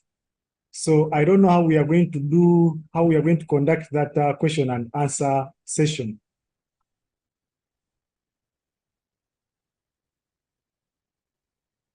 Maybe within the available participants here? Yeah. So if there is no questions or okay, I don't know whether my network here is going to help me. Now I'm heading to like midnight here in China. Anyway, but I'm trying to say thank you for all who commented and then give us such a very important information about our region, and then also emphasize more about what we are really going through. I'm here to say thank you for those who behind this very important gathering today. And as one of the eminence, I really appreciate that. And then I'm so happy that to see others face to face, since we are called eminence and we are like a group. For a very long time, I did not interact with my fellows. So at this juncture, I have another suggestion also to say, yes, it was mentioned by those who spoke before me about why don't we make it like let us draw away as eminent to see, because when we keep on talking, and nothing it has been touched till now, I think the time is going. Our region will never stop, and this is my will to have a rest and then a peaceful region. But you cannot tell what can happen tomorrow. So for us, sitting and then taking our seat behind and then relax to see what is going to happen tomorrow, I think that's one is it's not going to help. So we need to be fast in how to put whatever been said today in action. This is number one. Number two, why don't we make it serious and then schedule for a very urgent meeting so we can interact as the people in the region to see how we can make some task action to be implemented. Yes, it's very difficult for us to say because I think one of the speakers was saying that we are not lacking information. We are not lacking information, but we really lack the implementation of what been said in any gathering. Yes, sometimes the mechanism of following up what have been said, what people agreed on, is very difficult. You can just have the whole time talking about some things, researching about it, put all the things, but when you give the recommendation, it's very difficult for you to know whether those kind of recommendations are being really implemented in the countries or no. Yes, sometimes as eminence, maybe we will not have that power, but also we can play a role of from your local position. When you are in your country, you can just go and follow up and then start encouraging people in how to implement whatever been agreed on. Time to time, yes, sometimes maybe people will say, okay, we'll do it some way with, because things to do with, let us say, when you are planning, is different from when you are implementing whatever has been planned, because sometimes you need resources also for you to implement whatever you plan. And then also some may have the resources, but you need also the following up. When you follow up, you need also to how to go and then evaluate whatever, whether you really touch or you did whatever has been agreed on or not. So by saying this, maybe I will go back to say we need a meeting. whereby we should meet face to face again, because you see those kind of meetings where they are coming after 1 year, after 6 months, I don't know. But either we have a meeting, like a Zoom meeting like this, so that we can drop our comments, or we schedule another meeting so that we can put all these things in action. Thank you very much. Thanks so much for that very constructive comment. Okay, then it's well noted. I will come back during the conclusion. Chair, okay. Please go ahead. Chair, so my apologies. I have to leave in a few minutes because I'm going on travel. But I'm happy if anybody has any specific question from what I've commented. I've raised a lot of controversial issues. I'm happy to respond to anybody who might have a question, and then I'm sorry I would have to leave at some point. Thank you so much again for your very constructive role, and wish you good journey. Can I intervene? And yes, brother Vasu? Please go ahead. Well, at least it seems as if it's a bit a bleak situation that you left us. I think the whole, IGAD is about 300 million population. We could be a market, we could be working force. Self-sufficiency should become first, We shouldn't, for me, I don't want to look outside, whether it's international trade or technology, whatever. At least we have to maintain basic needs locally, and then we can discuss the connection from outside. The pressure is there, I understand, whether it's mineral or otherwise, but at least we have to be aware, especially the youth should be aware of the resources that they have to survive, basically, and then improve on that. Otherwise, we're just simply aching for unreachable dreams that we go along. So if you could comment before you leave. With your permission, I also have a question before, so that you can respond to all of them, if you can allow, Chair. Okay, go ahead and make it brief. Thank you.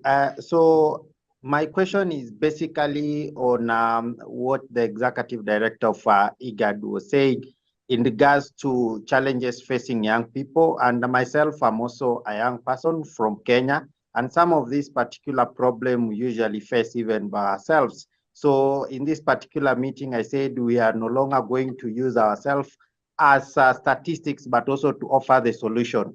Now, the real issue is what strategy has been put in place to address young people challenges of unemployment, which has been further affected by the diverse effect of climate change. So my solution was, can we come up with a youth development strategy on blue economy and agriculture, which I can also be part of it, whereby Accord International together with other development partners can come together to ensure that we develop that particular strategy to help the young people who've been affected in the region of IGAD. Thank you. Please, right to the response. Yes, Chair. Sorry, the first question was from Ahmed, right? Ahmed, was that your question? Yes. Yes. Ahmed, you are quite right. Let me just tell you, maybe 2-3 years ago, I had dinner with the ambassador of Singapore to South Africa. He was here in Durban, where we are located, and I had dinner with him, and he said to me, he said, Dr. Vasu, the thing is, we think that the SADC region, with also 300 odd million people, could be a very, very viable market. And he said, we have approached SADC many times to say that you should twin with ASEAN, because there are many good developments in ASEAN, and we can have an exchange of technology and exchange of experience between SADC ASEAN, and we could develop as both the regions. So I said, well, that sounds like a very great idea, Ambassador. So what happened? Did you discuss it with SADC? He said, yes, everybody agrees. I said, and then what happened? He said, well, and then each country from SADC comes separately to ASEAN because they are competing with each other. This is the problem, Now, if the IGAD region can, because the big thing that we are not doing in Africa is intra-African trade. Now we have the African Continental Free Trade Agreement. Yes, it's there in paper. Many countries are ratifying it. But how much are we doing to ensure that we will be able to produce and trade amongst ourselves? This is the only way we're going to get out of it. You are quite right, Ahmed. There's no way we're going to be able to survive by trading with the rest of the world, even on our natural resources. We have to talk about beneficiation, exporting raw materials without adding any value and importing finished goods. That is not a formula for development on the continent. Beneficiation of our natural resources. And as I indicate, there's a very, very small window for the beneficiation. If you look at India as an example, in 1948-49, when it got its independence, the first thing that the Prime Minister then, Nehru, did was close off India to the rest of the world. And they looked inwards. And they started with home industries, and they started with all of those things. And they built a large number of technical colleges, and they built a lot of all of these IT centers and all. That is why when the IT bubble came in the 2000s or so, suddenly India had all this surplus of engineers because they invested heavily on their human capital from the beginning. And when the opportunity arose, they suddenly had all the human capital. Today, they've got a surplus of engineers on programmers and coders and all these IT people. That is why if you look at all the major IT companies in the world, they are all headed by guys from India because they had invested heavily. Now, it's what we should have been doing also. People always compare Ghana with South Korea, and they say Ghana and South Korea were at the same level of development in the 60s when Ghana got its independence. I was in South Korea last year. I was blown away with what I saw in South Korea in terms of its development, in terms of where it is technologically, its infrastructure and all of that. And when you look at the history of South Korea, following the Korean War, where the entire South Korea, as was also with North Korea, was decimated. It was decimated completely to, down to the ground during the war. And they had to build all of that from there. But they did it also by looking inside, and the South Koreans today, who doesn't buy a Samsung television? Who doesn't buy a Korean vehicle? Korean tires? All of these things that, they were never leaders on, and people looked at the Korea and said, who will buy Korea? It's a cheap product.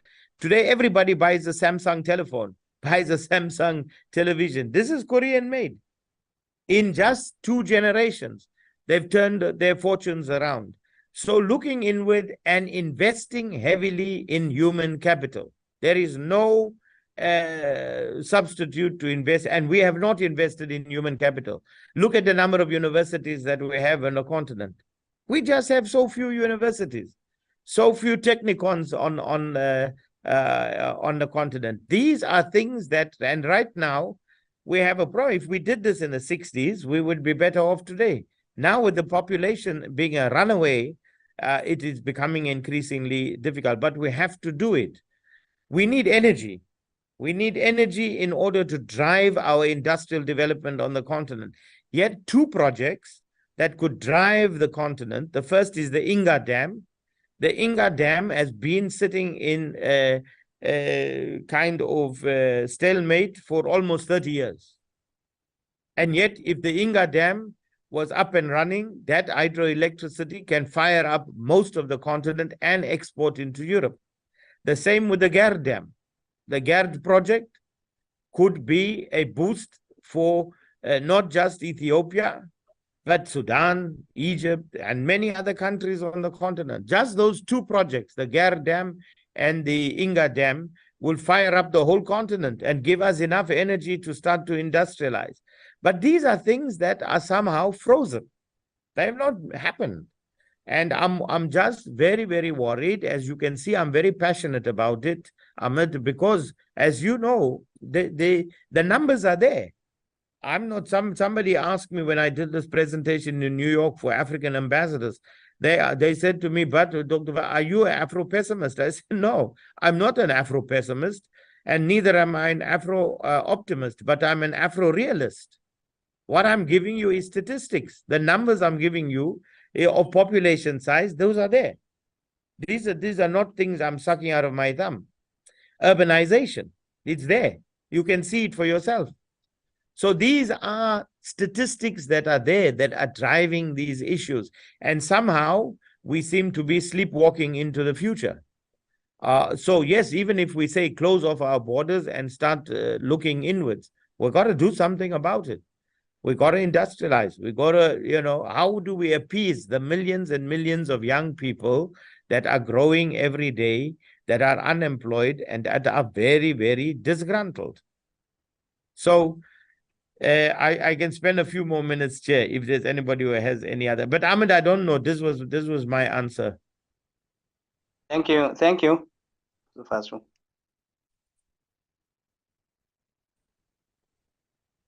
Thank you so much for that explanation. Of course, I saw some messages from the chat, but I don't think they are as serious to be now to talk about them. Thank you so much, and I wish you peaceful journey wherever you go.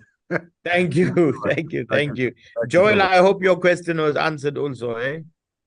Okay, thank you. Somehow, because maybe, for example, we could have said in conjunction and the guidance of the IGAD, now going forward, we are going to ensure that we develop the youth development strategy that will cater for issues about even the blue economy and the smart agriculture, which can create more employment for young people, so that we don't have to be having meetings day and day discussing the problem of young people, but rather than having this particular meeting, we are saying now ACORD can take a lead now to support the IGAD countries to develop this particular strategy and the resource mobilization around it, so that the young people within this particular region can get help out of the project that will emanate from the strategy that will be developed. No, thank you very much. Director Onyari, you must get in touch with Joel. He got good ideas on the blue economy. Make sure that he's getting... IGAD is our institution, and we must strengthen it, as best we can. So really, we want to say thank you, Joel. Chair, thank you so much, and thank you for your good wishes. And I'm sure I will see you in Addis at some time. I'm coming there in the middle of October for the Challenges Forum meeting at the AU, so I will look you up. But thank you all, and thank you, Excellencies, for your time also. Thank you, Vasu. But before you leave, indeed, as you've said, to get in touch with this young man called Joel, definitely I will reach out to you so that we can see how to come up with some of this strategy that he's talking about. But just to answer him also, is like, Joel, we have the youth forum in IGAD. We have under the counter-violence extremism, we have youth who, again, really assist in terms of the information or countering messages. Under the social and development division, we also have the youth forums. We'll try and see whether they can get in touch so that some of these good ideas that you have can also be, put into practice, so that we are able to assist the region youth. So thank you very much, Joel, for that. And indeed, as Vasu said, we'll try and get in touch so that then we are able to see how we can assist each other. Thank you. Thank you. Safe travel, Vasu. Thank you very much. Take care. Bye. Yeah. Bye. Thank you very much, everyone, for attending this very important session. I was trying to see if there are any serious questions that take us into discussion, but the major one is comment and the views. So I prefer to conclude this session by thanking everyone for attending this session, and our discussion was so constructive. We raised very, very important issues that we can incorporate them in our plan and everything, so that we will use them as a point to address the challenges we are facing. One of the issues which was raised about continue to such kind of forum, either virtual and or face-to-face. So we took note about this issue. We will take the responsibility and try to manage or create such opportunities so that all the eminent persons can reflect their views and provide us their supporters, and also engage our staff and the community as well. So, so we will take this into note, and we will try to manage to create such opportunity. Thank you, everyone, again. For Honorable Siraj, before you finish, I'm sorry to cut you short. There is some issues that were raised by Agum, and I thought it will be good for us to, respond. She came up with some suggestion, which I thought me as the chair of the eminent person, we see how to respond. One, first to thank you so much, Agum, for attending, despite, very late in China. This really shows the commitment you have in this committee. But on your suggestion on having an urgent meeting, indeed, after this, we are going to bring it to the executive secretary so that we can call all of you together. And from there, we are able to really have you even come up with your leadership. And going forward, we agree on what frequency we are going to have in terms of the meeting. So came up with a very good point there. It is well taken. And Honorable Siraj, you might want to take this up with the ES, given that you are together. I thank you, Agum, for this. And sorry again, Honorable Siraj, for cutting you short. Thank you so much, Onyari. So always you are a gap filler. So I didn't catch that part, and you fill the gap. Thank you for your contribution and the support. I fully agree what you have already explained. Anyone who... Siraj, could I say something before you close? Please, Professor. It's high time that we need SWOT analysis of the region. I hope you have the documents by now. It's easier for us to digest the existing situation of the region. Without that, we cannot at least orient our mind or recommend any solution. So the best for you, either send us the SWOT analysis that you had to digest it before our meeting.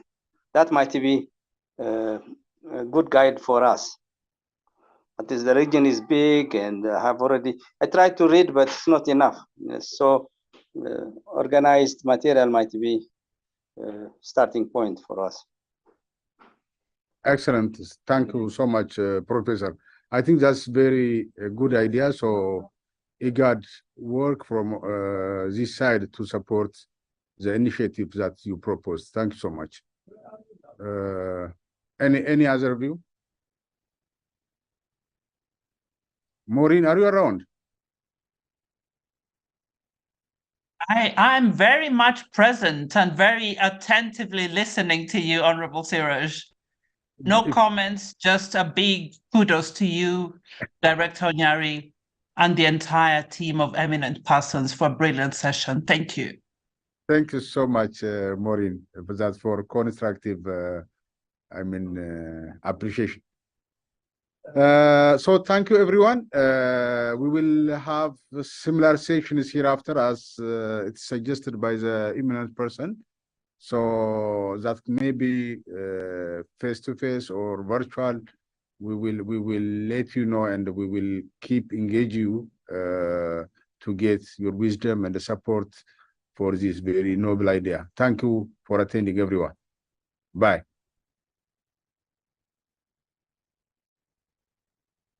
Thank you. Bye, Honorable Siraj. Thank you, everyone. Bye-bye. Thank you. Thank you. Bye-bye. Thank you, Maureen, and the rest of the team.